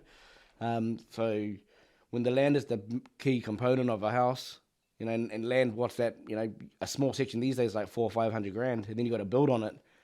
And then the cost of the materials, the labor, all of that sort of stuff, and it makes it quite expensive. But just over time, land has become more and more valuable because there's more and more people. Like, you know, let's say, you know, back when we were growing up, there might have been, say, 3 or 4 million people, you know, 3 million people in New Zealand. I think there's now like 6 million people. They double the amount of people. And with that doubled amount of people, most of them probably live in Auckland. And they're still the same, Auckland's still that same size. But the demand for land is just doubled. So that, you know, the demand for it's caused the prices to go up, And then, but also the council, you know, the council wants more or smaller plots of land because everyone gets charged land rate. Now we all get, you know, you get charged land rates. And the more people that own smaller plots of land, you know, the more money they get. So instead of having like, say, you know, a big, say 1,000 square meter section with a house on it, with, you know, the big backyard, and they get, say, $2,000 or $3,000 a year from that one land for that land rate for that one property. Now that 1,000 square meter section's probably got 5 houses on it, and they still get charged $3,000 each per property. So just. So is that incentive to subdivide? It is for the council. But if you got land, you want it, you probably subdivide if you can. But then obviously you're sacrificing, your space. To get the most for your dollar, if you're investing. Yeah, if you're an investor, it's fine. But for thing, people that own and want to have space for their kids, you want land, and that's why that also pushes up the price of property. So people that have land, people that sought after, because nobody wants to. You look at all the houses like in Tat, in Henderson, out south, or pretty much anywhere, man. We are seeing all this building going on. It's all these sort of townhouses that have only got a little, like what we used to call our driveway. Yeah, that's their backyard now, Yeah. So if somebody's got land, it's valuable, and people will pay good money for it, Especially, like people from overseas that have never had that luxury, like from China or from the UK. Like if you're from the UK, from a city, or even from America, if you're from the city, not in the suburbs and that, it's all apartments and townhouses, And if you got money, if they come over here with money, they're prepared to pay top dollar for a bit of land. That pushes up the prices, Because they're outbidding each other, or they're willing to pay more than what the locals are. And then once somebody pays a certain amount for a type of property or even just land, that sets the precedent, that sets the bar, and then that's true. Doesn't go back down, I remember one of the neighbors, he had a big section at the back of his house. He lived across the road, had the white picket fence, the old school villa, hardwood floors, and he just done a light renovate on the house before he moved in. Stayed in it a couple of years, but then when he realized he had another section attached to the back of his property, he ended up fencing it all off. Now, he couldn't get the neighbor to sell up their driveway so he could make use of that bit of land, but in the end, he tried to sell it. But when he went to auction, around about that time, that was the best time to go to auction. And whatever it sold for, they pretty much set the price of the street. Yep. So, because it was a big section and it's only like a newly refurbished kitchen. That's all it was to the house. They pretty much made us $1 million street. And it was way before the price hikes. Yeah. So that's all it really takes. Even in Teletoon Peninsula, I think there's a whole street that just... All $1 million bucks. Yeah, the developers, they said, fuck, no one take less than $1 million or 1.1. We're sorted. And one guy just came in and bought the fucking whole lot. That's it. So in the end, like for from 30 years ago when prices were like, say 20, 30 grand, 80 grand to where they are now at almost $1 million bucks, most of it is just supply and demand and what people are willing to pay for it. Over time, people are willing to pay more, and immigration's probably definitely got a part to play in that. But because people are willing to pay more, then the market just goes up along with it, And things are coming down now, but they'll never go down to what it was 30 years ago. Even to where what it was like, even say 2 years ago, 3 years ago. Like it was crazy. Like you're saying, people weren't selling for less than 1.1, 1.2 in Tat. It's like 1.1 was the medium. Yeah, that's 2 years ago, Yeah, that's right. So like now it might have dropped a little bit. Like say you might even go say 900 or 800, but it's never going back sub 500. It's never going back that low, Because they're not making more houses, and you look at what they're making, it's just shitty little townhouses. So anybody with a house that's got land, it's always going to be sought after, And as there are more and more townhouses and apartments and less houses with land, the houses with land are only going to go up. Is there any truth to, I don't know if it's a conspiracy theory or whatever, but there's economic, what they call it, there's economist, he was saying another factor for the prices staying high is that homeowners, they want the prices to go down. So they'll do anything they can to keep the prices at that. Because if you invest in a house, you don't want to. You don't want your house to go down in value. No, you don't. So you wanna fight for the supply and demand to be low or high. You want it to be high. Yeah. You want to be. But even when demand is low, they don't necessarily have to sell. But at the end of the day, it's just what the market is willing to pay for the house. So if you need to sell, like let's say if you're really in trouble, you need to sell and you're going to lose money.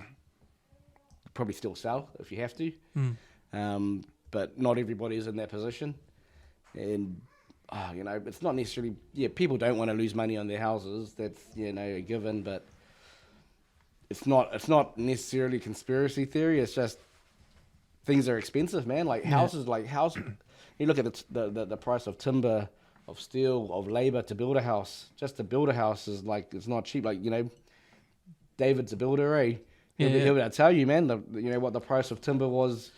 When somebody wants to build a deck, how much that costs now versus how much it cost 2 years ago. That's jumped almost probably 300-400%. Yeah, man, that's it. Per linear meter, when Bunnings Westgate opened, when I extended my deck, I was looking at probably $1.23, and that was for merch. That's the shit stuff. Yeah.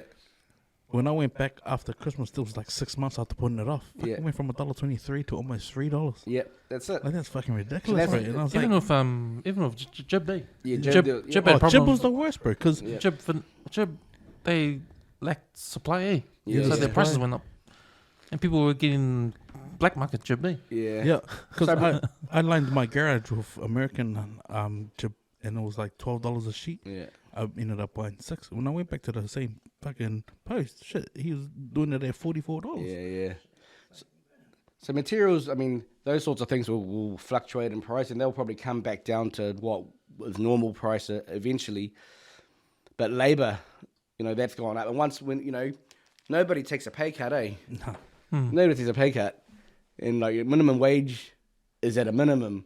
You can't go below the minimum, eh? So minimum wage has gone up over years, and now it's at like it's gone from whatever it was, back in our day, $9 to $21. It's never going to go backwards, And all of that labor, that person getting paid minimum wage might not be building the house, but that person getting paid minimum wage is probably somewhere in the process to get to building the house. Like they might be part of the person that's working at Bunnings to for the checkout, or to do the stock, or even somebody sweeping the floor at Bunnings will be paid minimum wage, and that's all built into the cost of that and running that piece of timber. Yeah. So running their business. So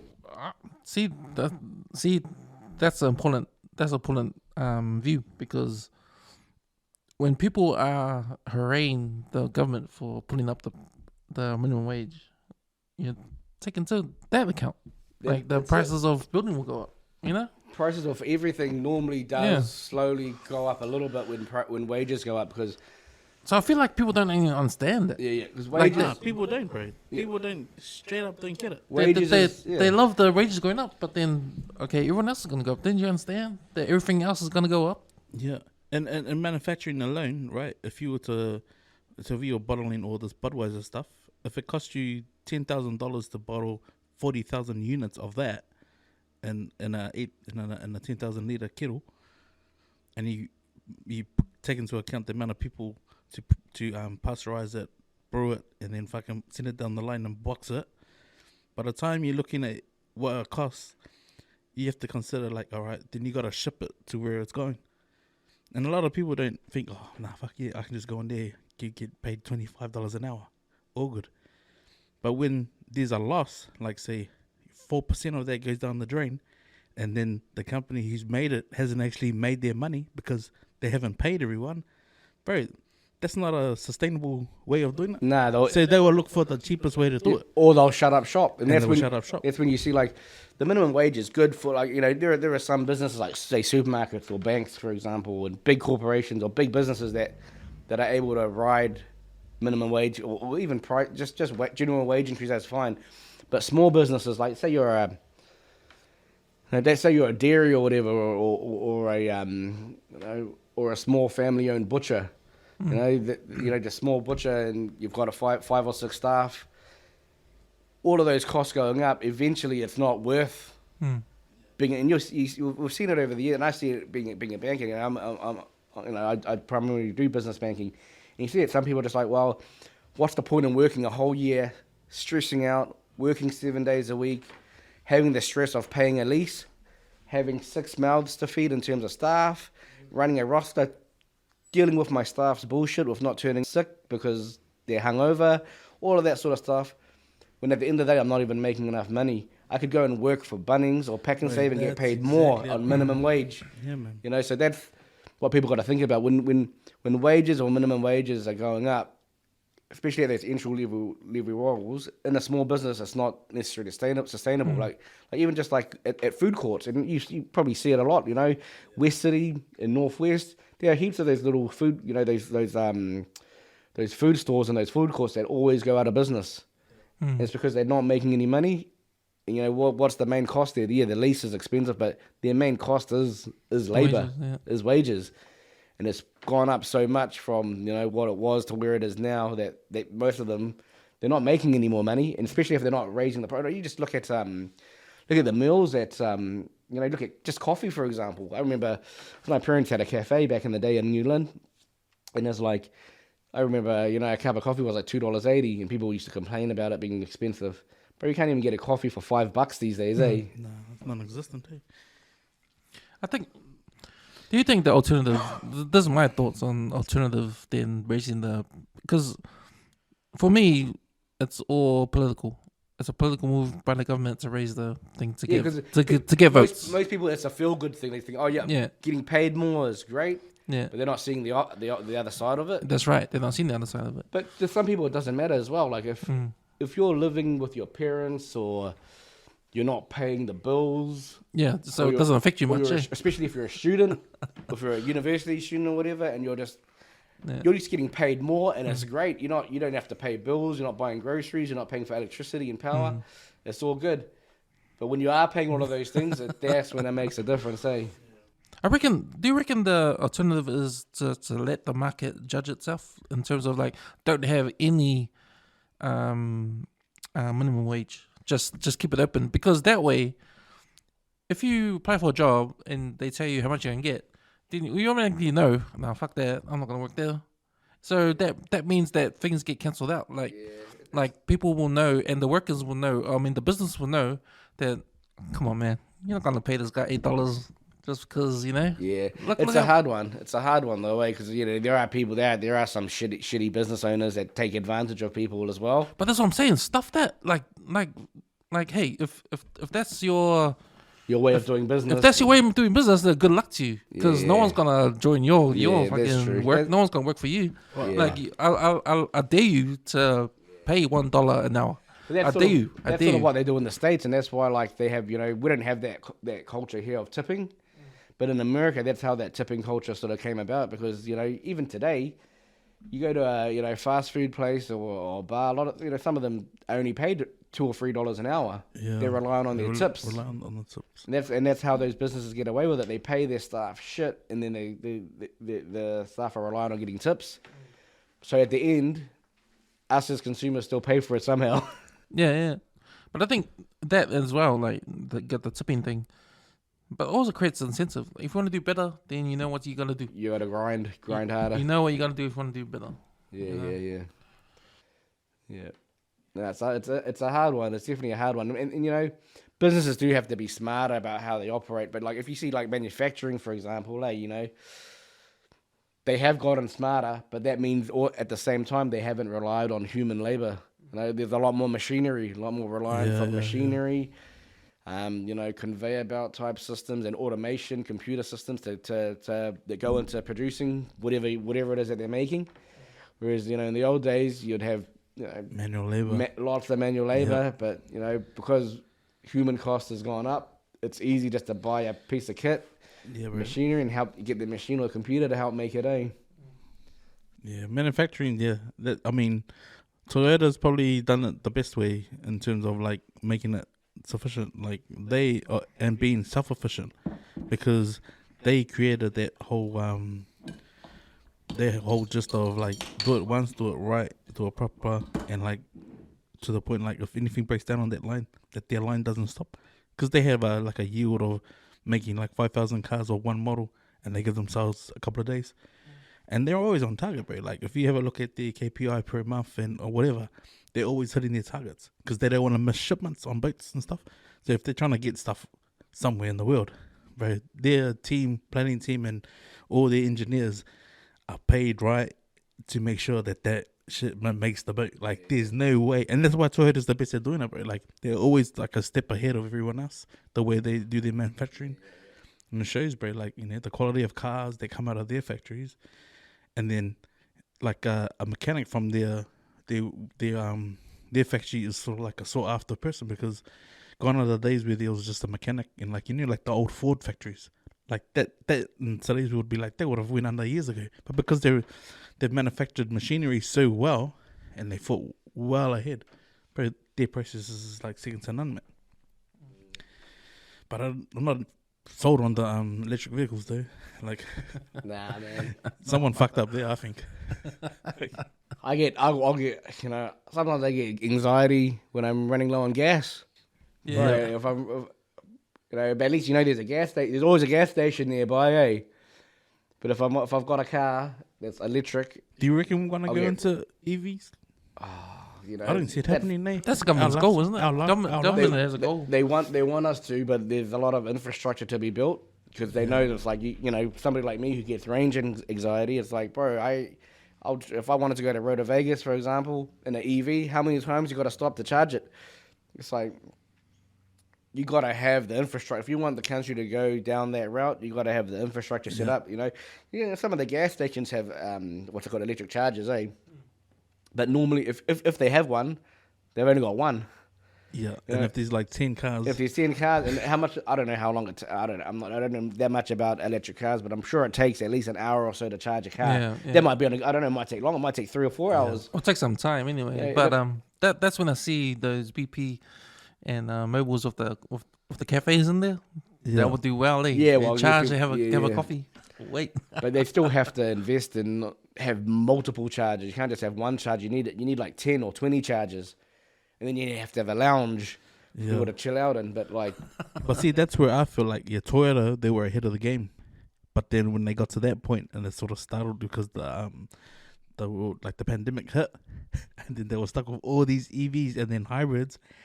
And then once the dealership started to realize, shit, we've got all this stuff in. Because a lot of those dealers that import cars, that's sort of like sitting loans as well that are sitting in their warehouses. And people stop spending. Then it's like, oh, fuck. Well, we've had the first lot of ones that are shit. And they cost so much to bring into the country. The shipping's not cheap. And then just holding them there. Holding, baby. Yeah, man. Yeah. But fuck, it just makes me laugh. It's like, now if you're trying to buy one of those small electric cars, and they came in at about $5,000. Now you're looking at $14,000 now because they're trying to make their money. They're trying to make some sort of turnover on it. But yeah, bro, I pray that we don't fucking go to gas electric in my lifetime, man. Oh, I don't know, man. There could be and I don't know. It'll slowly get there, man. But I think that's where they want to go. They want to go. I mean, there'll still be. I think there'll always be some sort of there'll always be gas cars, but. They're going to try to transition away, and I think it'll take years, but they'll slowly go more hybrids, more EVs. Hopefully when we're 70 then. Yeah. Hopefully. I just reckon they're dodgy as well, man. It's like, how do if there's an accident or a crash, it's like, man, those electrical fires are not like bro. Not like a petrol car fire. We can a fire truck can come along and hose it down and 3 days put it out.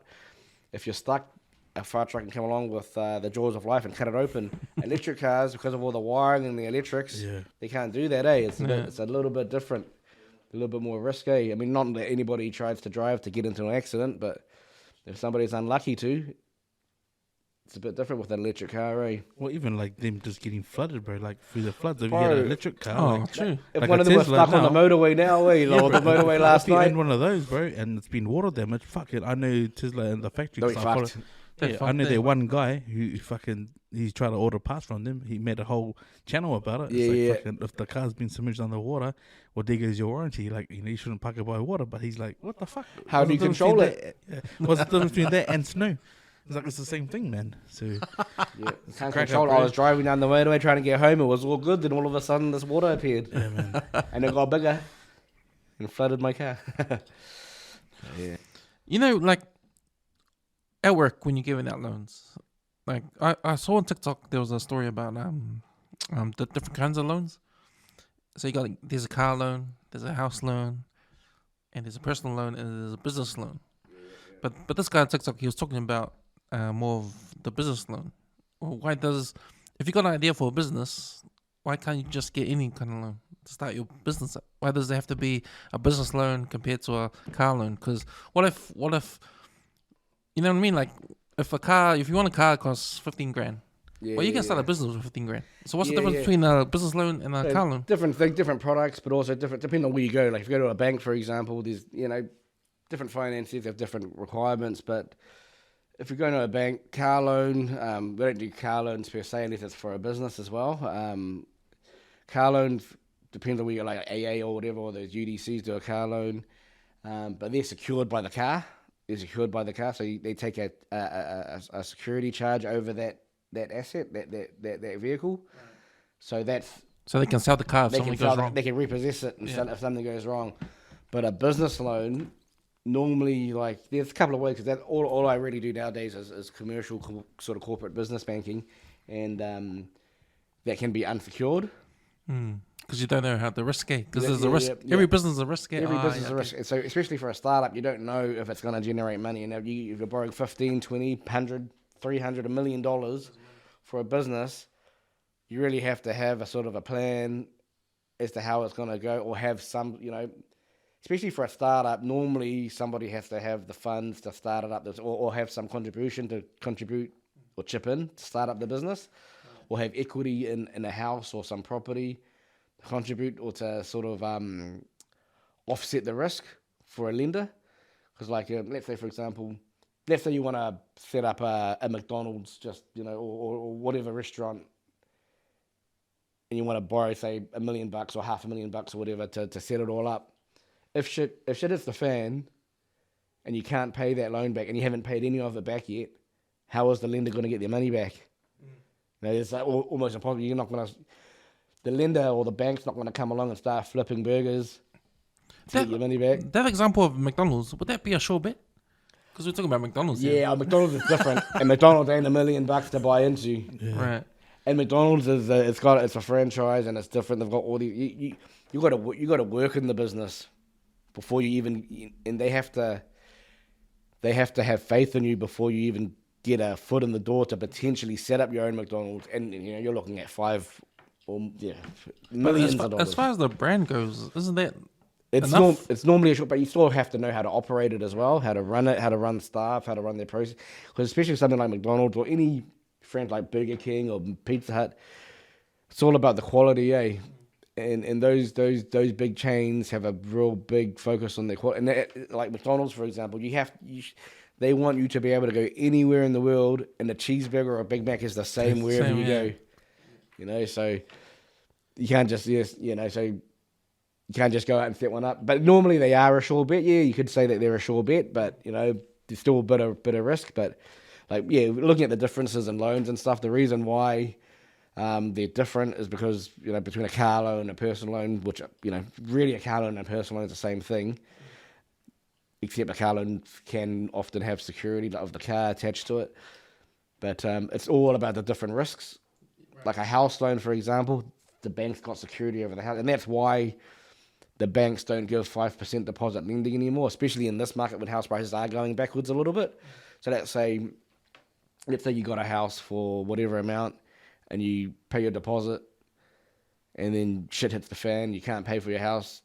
Because you've paid some of it, if the bank sells it, normally they'll get whatever they lent to you back.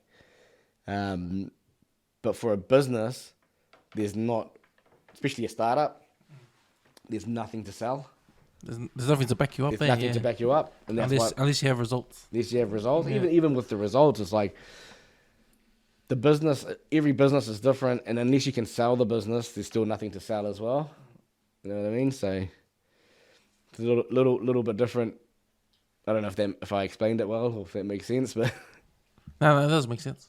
It's always the backup thing. Yeah, so a lot of it's the security. There needs to be some sort of security. So what the banks or any finance lender looks at is, they call it their way out. If something goes wrong, or not even if something goes wrong, but what are their ways out? Normally the first way out for lending someone, like if I lend you $10, the first way out is you giving me that $10 back. The second way out is normally the security attached to it. So like, I might say, I'll give you $10, but you give me a box of beers, and I'll hold that box of beer to look after. And then if you don't give me the $10 back, I'll sell that box of beer and I'll get my $10 back. Yeah. That's what normally the banks or financiers look at. They look at how do they get their money back if they lend you money. Mm. And normally it comes by the form of the person that's borrowing the money paying you back. Yeah. Yeah. So in today's I'm going back to buying a house now. In today's climate, what do the average person needs to actually go into the housing market to buy a house? Like, what do they need? We're talking about 20% now. That was the... Yeah, well, if it's a first home buyer, you can get away with 10%. Yeah. 10%. So if it's an 800 grand house, you can get away with 80 grand deposit. And that's not necessarily that far-fetched because, most people, if you've come out of university or they come out of school and they've worked for 4 or 5 years or more, that's how they've done 10 years under their belt. Most people are contributing to KiwiSaver. Mm. So you can just use that? Most people use a good portion of their KiwiSaver, and then you normally have some sort of savings because the bank still wants, even though let's say you've got the more than enough money in your KiwiSaver to buy a house, the bank still wants to see that you've made an effort to save. Because having that discipline to save, say, $500 a month, shows that you can pay back a loan of $500. Loans are, a house loan is normally more than $500 a month anyway, but it just shows that you've got the ability to put money aside to pay for something. So they still want to see some sort of savings. But yeah, deposit's definitely the big one.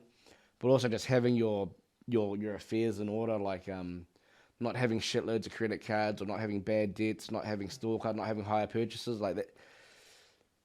You got, you gotta sort of a hood terminology. You gotta come correct to the bank, when you want to borrow money to buy a house. Like you gotta have your savings. So whether that's KiwiSaver and cash savings or a combination of both, you gotta have that have that savings there. Then you gotta have good credit. You can't just in the past when you're young and I want to buy this car and then I've enjoyed it for a year. I can't be paying it anymore. I'll just stop paying it and then let them repossess it, and then have it written off, and I'll just forget about it. That shit doesn't work, having good credit because you can't walk away from a commitment, and a house loan a house loan's not a 1 or 2 year commitment, man. A house you pay that back over 25, 30 years. They want to make sure that you're good for those years. Those many years you're good to meet those commitments over that term, So you got to have good credit, and then you just got to have your finances in order. So you got to show that you've got a stable job. You and your partner combined have a stable job, and you can afford to pay for the loan as well as your living costs. So you don't want to come to the bank and say, I want to borrow this money to buy a house. Yeah, I've got my deposit. I've got good credit. Those are still good things. That's not enough. But I've got all these other loans. I've got a credit card that's about 15 grand and I owe 15. I never pay it off. I've got some store hire purchases for a bed and some furniture. I've got a car loan as well.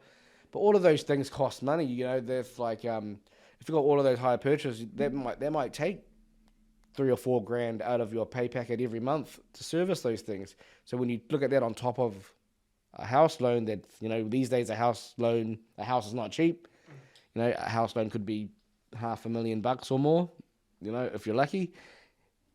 The repayments are pretty high, So you gotta get yourself in order. So really, if you wanna I think my advice if anybody wants to buy a house is have their deposit sorted. So with their KiwiSaver and savings.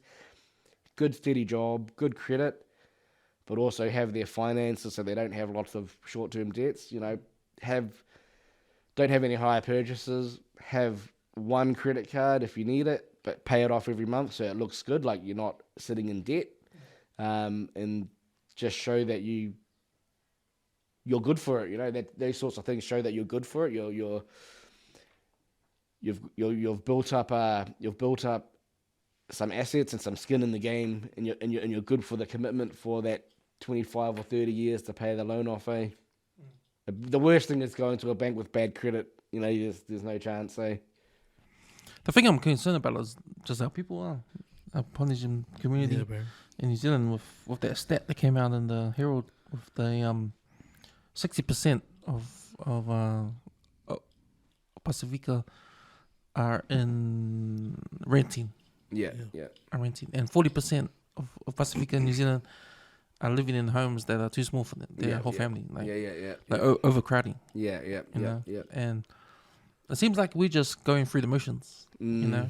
But then with the not understanding of the generational wealth. Yeah. I mean, for me, like learning a little bit about it, like, you know, our parents would have bought our homes when they came from the islands, but then, you know, they leave it to the kids, and then the kids, they sell the property. Yeah. And then there's nothing to show for it. Yeah. That happens all the time. Huh? Yeah. Especially when our parents come from the islands and they own properties in Grey Lynn. Yeah. Oh, possibly those areas. Yeah, and they're worth $4 million now, or whatever. Yeah, but they weren't back then. Yeah, they weren't back then, but yeah. But then, that sort of thing. That happens, and it's sad. Yeah, and it's sad because the people don't have that financial literacy as well. You see, like, and I've seen it, like, they come into the parents sell the house, or they pass away and they sell the house and stuff like that, and there's a big windfall of cash, and people don't know what to do with that cash. They don't think, oh, yep, I've got that, you know, might split up with the siblings or whatever, but they've got more than enough for a deposit, or they've got enough to buy a whole house. They don't need to buy another $1 million. They might have enough to buy a house wherever for $600,000 or whatever, you know. But they think, oh, fuck, I've got all this money.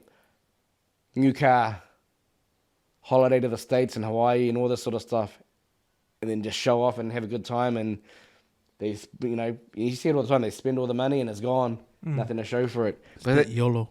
Yeah, so it's that. It is that. But they just don't understand. It's like, you know, what the grind that their parents went through to get it.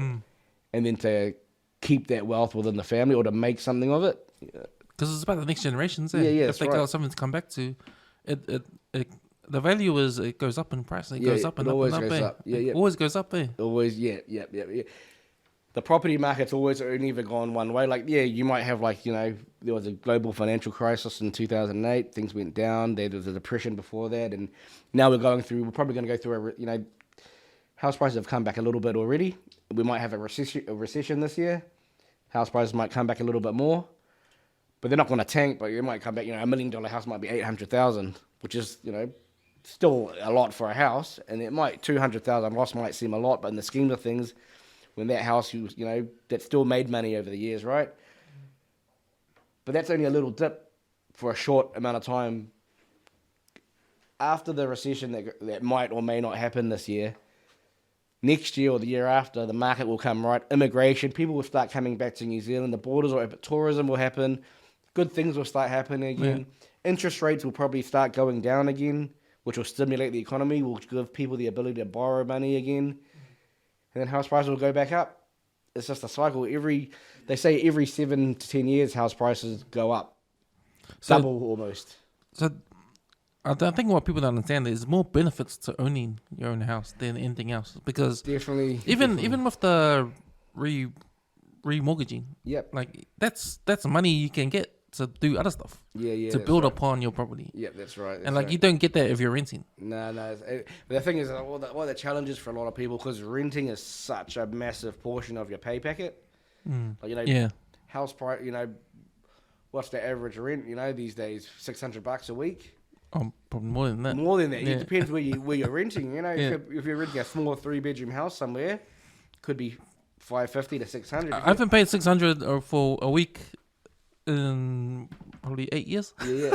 If you've got a big house, you're probably paying $800 to $1,000 a week in rent. You're right, you know. Definitely easy. You know, easy. And that's a big chunk of somebody's pay packet. Yeah. And I know I've had some conversations with some of our old mates from the hood. You know, just have a bit of a yarn and just to give a little bit of advice. And it's like, how do you get from paying, say, 60% of your pay packet every week to rent, and then paying for your car, your food for the kids, whatever else you need to pay for, and most of the time there's not much money left over. How do you build up that that little bit left over into a deposit to buy a house. It's hard, man. I know, man. It's almost impossible, eh? Well, I talked to a friend of mine. He's flat with me, and he bought a house 3 years ago. Yeah, maybe 4 years ago. Him and his missus bought a house, and he was telling me, man, the repayments are probably not much more than our rent we used to have. Or quite often the repayments for sometimes a house, it's not much more, or can be less than what you're paying in rent. Yeah, it's less, but it's because you can show that you can pay for the loan by showing that you can pay this amount of rent, right? But because the bank have to look at, if you stop paying rent, how do we get our money back? They have to sell the house. If you buy, say, $1 million house, and the bank lends you $1 million to buy that house, and then you don't pay them back, they might not be able to sell that house for $1 million to pay back their $1 million loan to you, if that sort of makes sense. So they lose. So that's why, and that's why the whole importance of the deposit comes into play. Like if you got 10% deposit, then they'll probably be able to. That's why they ideally want 20%, because the bank can't just sell your house as well. Like a mortgagee sale, people think, the bank's just going to sell my house and make the money back or whatever. It actually costs. It costs about 80 to 100 grand to sell somebody's house at mortgage. So the banks don't want us to go to they hate mortgagee sales. Yeah. They actually want to work with somebody and get them to sell their house first, because there's a whole lot of legal costs and there's the agent fees as well that they have to pay for. So that's why it's like, if you haven't paid a deposit, it's the bank's not going to get their money back that they've lent you. And it's like the bank hasn't made that money out of thin air. The bank, that money that they've lent you, they've borrowed it from somewhere as well. Yeah, they're paying somebody else interest. So, With the 20% deposit. Yeah. Like that's for $1 million house. 200 grand. That's 200 grand. Yeah. It's a lot of money. It's a lot of money. Do you get clients that have collaborated with family members that have come in? Yeah, definitely. So there's I mean, I don't do, because I don't really do much. I don't really do home lending anymore. Yeah. But there's definitely situations where brothers and sisters or parents have helped out kids to use collateral in an existing house or pooled money together to do it. I feel like the Indians and Asians are good at. Yeah. The Asians are good at that kind of stuff. Yeah, man, definitely. Or the Indians especially. Yeah, they're really good at that. And that's how a lot of them have grown their wealth, because they pooled it together. But it's created a lot of dramas as well, because there's always greed comes into it, and then shit hits the fan, and then they have a big blow up, because so there's pros and cons, but that's like my biggest piece of advice is fucking Kiwi-Saver, eh? Because like, I don't know, do you guys have Kiwi-Saver? Yeah. You pay for that out of your pay packet, you don't really notice it. Yeah. But let's say you put 10 grand a year into the Kiwi-Saver. You don't notice that, but it's hard to save 10 grand a year. It's hard to do that. But if you got you and your partner, for example, I mean, that's why it's like people got to, you talked about this earlier, people want things now, they want the best now. Yeah. But if you have a plan, if you're like in your 20s or your early 20s, or even if you start at 18, if you leave school at 16, 17, get a job and you start then, and you got a partner and you're working full time and you're chipping into Kiwi-Saver, and you're putting, say, 8 grand or 10 grand a year into Kiwi-Saver, in 10 years, that 10 grand is 100 grand. And if there's two of you in 10 years, that's 200 grand. Yeah. And if you're 60, if you start that, even if you start that when you're 20, that means by the time you're 30, I'm way above, we're 38, 39 nowadays. And if you do that when you're 20 by the time you're 30, you've got enough money for a deposit, eh? Yeah. But people just don't think about that. And I know it's hard to save money, but if you use Kiwi-Saver as a tool, it's probably the best, the easiest way to go, because I know, it's hard outside of paying your rent, your bills, your kids' costs and stuff like, there's not often any money in the kit left, eh? So how do you save? How do you put $100 or $200 a week aside to save that deposit? You put it all, put as much as you can into Kiwi-Saver, because you can't take it out. Yeah, it's locked away for you. It's locked away. Kiwi-Saver, there's only 2 ways to get it, or 3 ways to get it out. One way, you don't want to think about it, because that's when you die, or when you retire at 65, or when you buy your first house. So that's I think that's the best tool, eh? But if you can save as well, it's good. But I know it's hard these days. It's pretty hard to save, especially with inflation, everything being so expensive. Gas prices being where they are. it's hard to save, but if you can chuck as much as you can in KiwiSaver, especially for the young fellas, and it's like, bro. you know, you see a lot of people that come out of school or even that will, you know, don't know the situation, but they've never signed up to KiwiSaver. And it's like, why? Missed opportunity. It's like, oh, nah, you know, I don't know what, you know, let's say you're getting paid minimum wage. That's still about $600 a week, eh? You get per week in your hand. Does it hurt if you only got $550 or $500 a week? To them, they're just like, oh yeah, I'd rather have the $600 so I can buy more beers and buy some new shoes and shit like that. But if you were getting a little bit less and you had the rest going to KiwiSaver, you'll be fucking thankful in 10 years' time. But, you know, they think, 10 years' time is ages away, you know? Like, if I can touch on that, like what you were saying, something like how you're talking about if the recession came and people that did get loans pre-approval of the recession and just how the market drops and how it picks back up again. yeah. Like, one thing that we haven't spoken about, but I know this only because, you know, I know what it is to pay bills, is like people that invest and that are renting now and they have no idea, like, oh, you know, I gotta save for a deposit, or they haven't thought about KiwiSaver. You know, one thing that I know about houses, say you bought into the property, gave me 400,000, say 6 years from now, and we bought it 400,000. Whatever the house is made in that time against what you're paying, you would never save that amount of money. No what way. it's fucking gained. No and way. that's the biggest misconception that people don't see. Yeah. It's like, bro, you pretty much had a saving, but you didn't know because you still paid $450 a week. Yeah. Bro, but whatever you bought the house for, it ain't worth 400,000 now. Nah. Add the fucking rest of it onto what today's market is.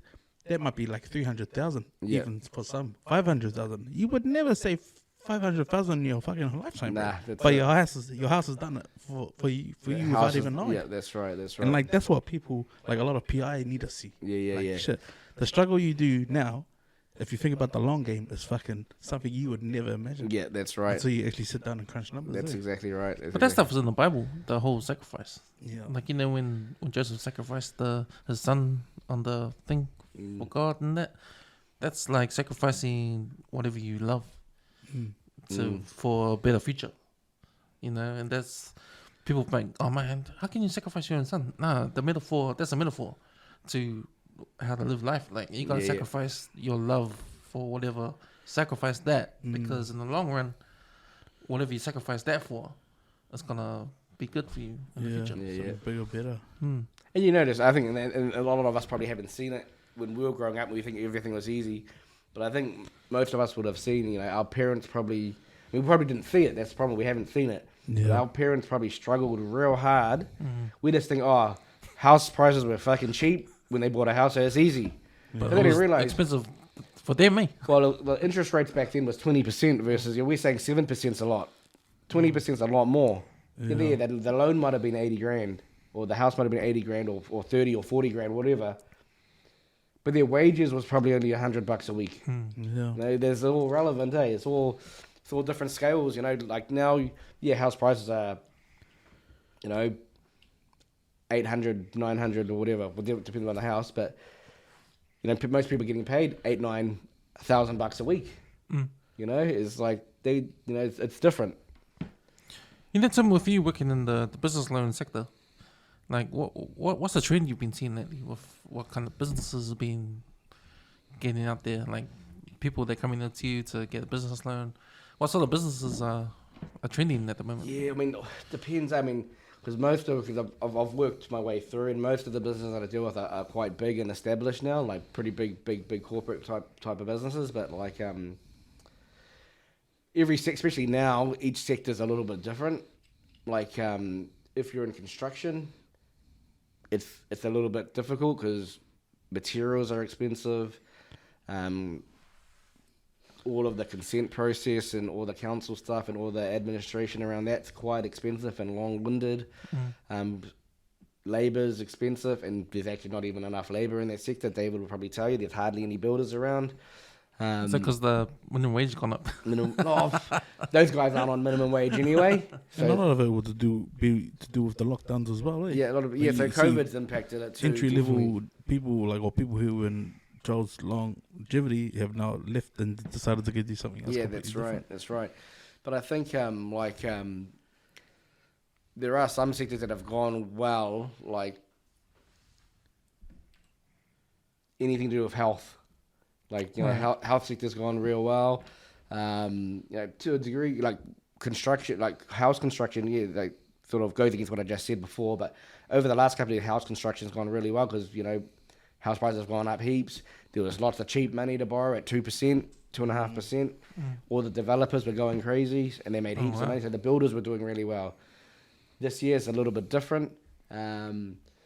But like if you're in infrastructure, fuck mate, you just look at what happened last night with all the rain and stuff like that. Like I've got one of my clients, one of his business is stabilization, ground and cliff top stabilization. But look at all the slips around. Yeah. And he does, mate, most of his clients, he does some commercial stuff, but most of his stuff is residential, consumer, rich people that live out in Herne Bay on those cliff top properties. These people aren't short of money, but a cliff top slip repair for some of those houses in Herne Bay could cost $300,000-400 grand. Pocket change. Oh, yes, yeah, pocket change, But like he's going nuts, eh? Yeah. He's just so busy. And last night he probably got heaps of phone calls yesterday saying, "I need help." Yeah. But he doesn't just do work for them. He does work for water care. Like you look at all along, he does all along Scenic Drive up towards those dams, and how there's all those there's always slips and stuff. Eh? Those roads are always needing repairs. So he doesn't do the roading stuff, but he does the cliff stuff. So there's heaps of work. If you're doing anything in infrastructure right now, it's pretty good. Like anything that involves pipes, drainage, roading. All the roads are shit. You look at what happened in the Coromandel with all of the storm the other week, and probably again last night. Yeah. All those roads are fucked. They all need repairs. Who's gonna So if you've got a business that repairs those roads or builds roads, it's not just. Fulton Hogan is normally the main contractor, but they sub out. So if you're able to get the contracts to sub out to them. Doing good. Who's struggling? Food places, eh? Taking that guy, for example, the slip repair guy, like him coming in and dealing with you, like how much research do you have to do for a background of a business that comes to you? Like, shitloads, man. Like, how long does it take and what do you have to do? It's a lot, man. So, like, if he wants to, because when he's borrowing money, it's not like he's borrowing 15, 20 grand, eh? It's if he's buying a drill unit or whatever, that's $500,000, $1 million. Yeah. He might need a bigger yard for all of his gear. That yard's a couple of $1 million. So you got to understand. So this is coming as a form of a business plan. Does he present? Yeah, a little bit. I've known him for years anyway, so I already know what it's all about. But it's understanding his financial performance over the last few years, what his financial performance is to date, what contracts he has, what his work in progress looks like, what his margins look like, all the risks in the business, all of his cost controls. We have a thing like we have to understand how he's managing like health and safety risks, because all it takes is some guy to chop off his arm, and that and it's gone. That can stuff your whole business up because how the OSH will, I don't know what they're called now, but they'll come around and fine you $1 million, and that's the business gone. So you have to understand how they treat and how they manage the health and safety risk, the environmental risks, and and also their governance. Governance is sort of I suppose it's a bit of a financial lingo a little bit, but it's like governance in a business is how you manage the business, understanding your cash flow, understanding what work you have.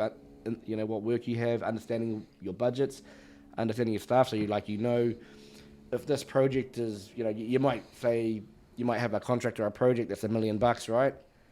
But you have to understand what the costs of that project is. So you might be charging a client $1 million for a certain project, but you got to work out what the cost of all of your materials, your staffing costs, all of your equipment. You might not have equipment, you got to hire equipment, and you got to get scaffolding. You might, some of these cliff top properties that he repairs, you need a helicopter. How much does a helicopter cost you? Yeah. All this sort of stuff. How'd you find that out? Did he tell you, or did you find out the helicopter? Yeah, so they sort of tell you a little bit. You got to do your own research as well, and you got to sort of you got to do a whole lot of modelling, and it's not a 1-page report. It's normally like a 10-page report and a whole lot of analysis that's involved as well. That's what you're doing now with the business loans and that. That's good to understand businesses and the way you do. Yeah, definitely. Now you gotta As opposed to like car loans and personal loans and all that. So other kind of loans where you don't need to. But now you're in the industry where you actually get an insight into what actually goes into the business. Yeah, so you do have sympathy with them. Like, you know, like people say, minimum wage is all great, but you see that side of it, because it's not just, you know, there's lots of other policies that have come in place since Jacinda's been in, which, you know, I think they, you know, some of them are pretty good, some questionable, but like what's questionable? Because that's the other question I'm going to ask you. Like, you know, with your work, now you have to notice not only the business side, you have to notice what the laws are now. Especially the tax laws, because tax laws always change every time. Yeah, there's tax stuff, but there's also just, you know, a lot of it is work stuff, like employment law is a big one, man. Employment law is a big one. You can't just, like, you've probably seen in the paper, some, you know, you get like these mechanics that just tell somebody this guy's a dick, he's not pulling his weight, tell him to fuck off. And then he went to the employment court and he won 20 grand because he didn't fire him the right way. You got to go through a process, so you can't just fire people. But it's also just like sick leave, you know. That's all real cost to the business, you know. Like any bit, like if you got 100 staff or whatever in a business, and you know people are paid, and not everybody's paid minimum wage. Some people are paid, you know, pretty good money. But you've got, 10 days of sick leave. You've got fucking domestic violence leave, which is another 5 days. You've got COVID leave, all sorts of leave, right? On top of your annual leave. That all costs the business money. That, you know, the business owner has to pay for all of that, It's not just, it doesn't just come out of thin air. So if somebody takes, you know, you might be a key person in the business making tables. You might be the guy that makes the tables, but you're off for 2 weeks sick because you caught a cold or whatever, you know? And nobody's making those tables, but he's still got to pay for his rent, his power, his insurances, and your wages for those 10 days that you're sick. You know? People don't think about that, But like, so when like that's part of the process that we got to think about when we're giving businesses money as well. Like, what is their process? What is their policy? If that happens in the business, you know, that's for a small bit. In a big business, if there's multiple people away, what happens? What's your contingency? What's your backup plan? How do you ensure that you're still going to be able to generate revenue? Because, you know, if I'm going to give you $1 million, how are you going to pay me back? You know, if things aren't able to work anymore, or you know, if things are temporarily closed down, what are you going to do about it? You know, that sort of stuff you have to understand. It is quite complicated, and I probably didn't explain it very well, but no, you have, because what I'm thinking about is your work, right, and what you have to deal with, and the things you have to know, and the things you learn for it, and even the laws and all that, because it's a big, like I'm seeing, like it's not just like when I think about getting a loan from the bank, I think your job is more complicated. There's more to it than just giving a loan. Like, there's a lot of research going on. There's a lot of knowledge about the laws and the tax and everything and businesses and that. But what I'm interested about what you do, because you've gone into that side of the industries of getting business loans and that. When I think about what you can do, like for your own personal, like starting your own business and that, like is there a chance for you to be your own consultant?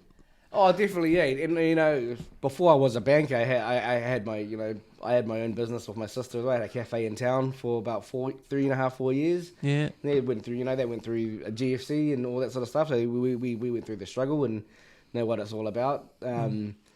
But it does give you the tools to understand and maybe even consult a little bit as well about and provide a little bit of advisory when people go setting up. So I don't understand the taxes and the laws full on. It's very high level, very, you know, it's probably just a real small fraction of it. Right. Because what I understand is like the tax laws change all the time. Yeah, that's right. You got to keep up to date all the time. Yeah, but that's where when we're doing a deal, or you know, with a business owner, there's like it's a wraparound team, not like a wraparound services like Jacinda talks about for crime, but it's like you know, like there's a business owner, there's the bank, there's his lawyer or solicitor, and the accountant. So all the legal stuff is what their solicitors all over and helps them with. They're the expert, and the accountant is really important as well with all the tax stuff. because I don't know about that stuff. I don't know all the technicalities and the ins and outs. I know very high level about that sort of stuff, but that's where they come in. And that's where the business, like if you're a business owner, you need to engage, you need to have that support around. You can't just go into a business and be like, sweet, I'm gonna import those shares and sell those shares and make shitloads of money because those shares nobody else can sell them. But you can't just sell those shares and pay no tax. You might sell $1 million worth of those shares. Then the IRD is going to say, well, you haven't paid your 280 grand of tax because tax rate's 28%. And you're like, hang on, I've just bought cars and stuff and spent all the money, or paid for other things. You gotta have help. You can't just do everything on your own. And even a small business, even like seeing a small barber shop, for example, you still need an accountant. You probably don't need a lawyer for everything, but you might want a lawyer, for example, to help you sign up a lease agreement. Because if you're renting a space in a mall or in a retail strip, you want to be able to make sure that you're signing a lease that's not going to screw you over, that's got funny clauses in it or whatever. But you definitely always need an accountant because you want to make sure your taxes are all good and that you paying tax on time and that sort of thing, because that can be a nightmare for some people. Yeah. But then you obviously need the bank as well on your side if you need to borrow money, because most people, some people have saved up money and then they can set up like just for a barber shop, for example. What's the setup cost? You have to buy mirrors, you have to buy chairs, barber chairs, you have to buy all your cutting gear, all that sort of stuff. You might have money saved up, or you might pool money, resources together to set it all up, or you might have to ask the bank for the money. Right. So you have to have a bit of a plan and understanding about all of that stuff, and a bit of a budget as well. And normally, you figure some of it out yourself, but you normally need help. It's always good to have help. Without revealing names, dropping names in that, have you experienced sad stories with business coming to you and just failing and owing $1 million? Heaps, man. Heaps. Damn. In COVID especially, I've dealt with some big players up I had a big one up in Kiwi-Cambodian up north, big engineering client, and just COVID too hard. They had all these contracts that all just went pear-shaped. They bought a whole bunch of new equipment on finance, and then everything fell through, and then just things just got worse and worse, and then taxes and all these things. And you have to help them through. And the banks, that's what the banks, people say, the banks always say that, but actually the banks want to work with them, so the business has failed. It's gone into liquidation, and they've had to sell up everything. But they work with their accountants and the bank to slowly liquidate stuff and pay off debt. Then fortunately for these guys, they have historically done quite well. They've built up a portfolio. They've got their house up there. They've got a couple of investment properties. So they've had to sell their investment properties and sell all the assets, like the equipment in the business. And that paid everything off, and they've just had to walk off into the sunset. It's sad, man. It's sad, They're in their 60s, early 60s. They still, they're pretty fit. They probably had a good 15, 20 years left in them to run the business, and they just had to fucking sell up and walk away. And that's probably a good story, but there are some sad stories that they're not in that position, and they... Well, what happens to people if they have a sad story like that? Like they can't pay they obviously owe the bank money. They can't pay it back. What happens to them? Do they just have to continue owing for the rest until it's paid off? Nah, the bank will write it off.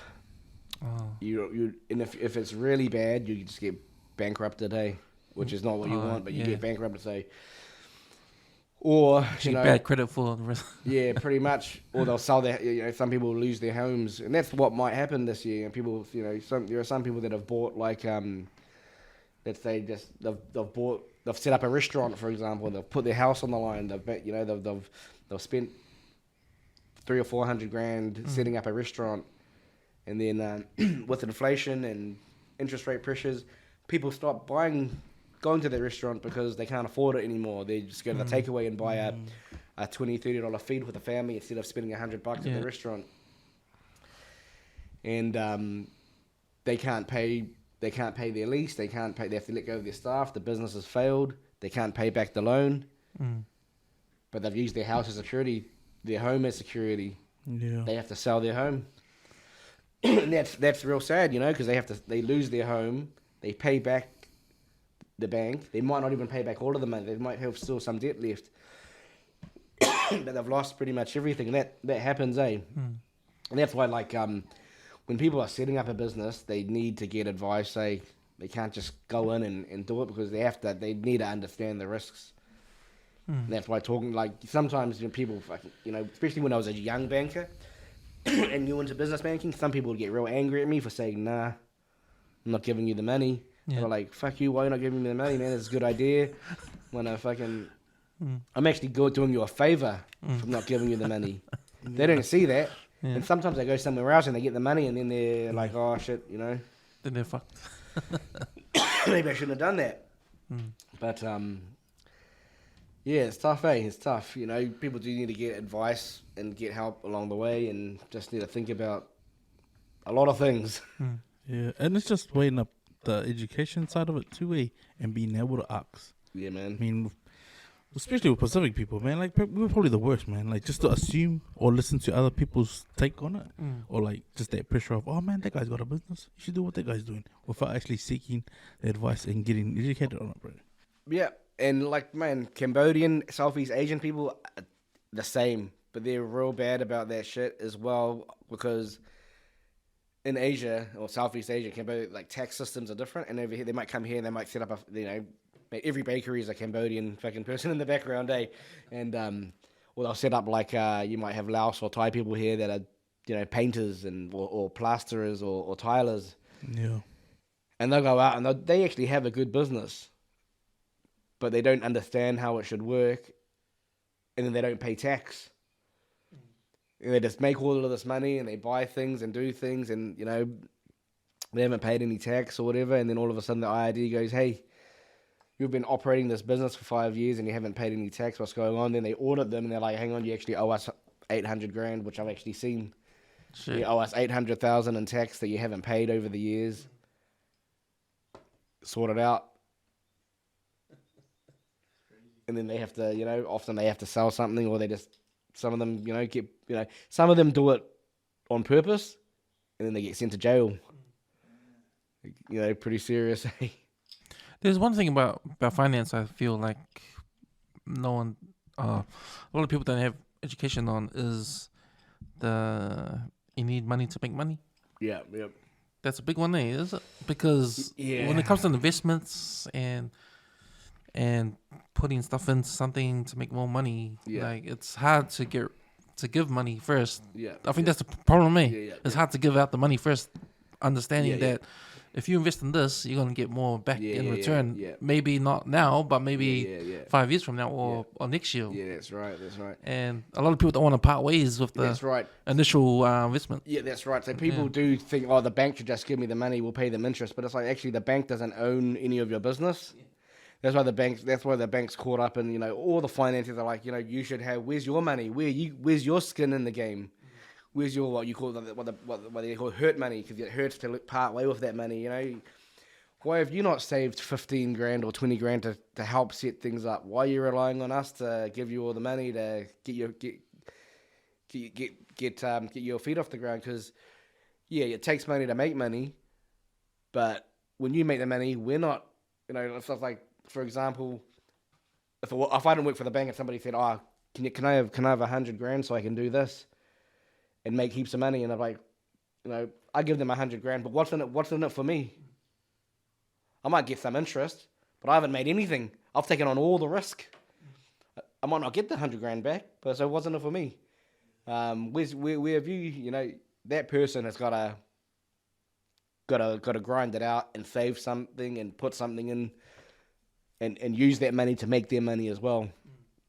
So you're definitely right. It does take money to make money, but most people don't want to part way with their own money and take the risk, because it is a risk. You know, business is a massive risk, especially at the beginning. It's a massive risk, but most people just want it to be somebody else's risk. And like then they come to the bank and they think, oh, the banks make heaps of money. They can take the risk. It doesn't really matter. But, you know, lots of different risks that fall over makes a big difference to any business, eh? So that's why that's why the bank has to go through all that due diligence and tick these boxes and make sure that the person that's lending or borrowing the money is good for it. And that's why I think like with owning a property helps in that sense, because that's actually back up to the bank to get more money to use money. Yeah, that's right. Like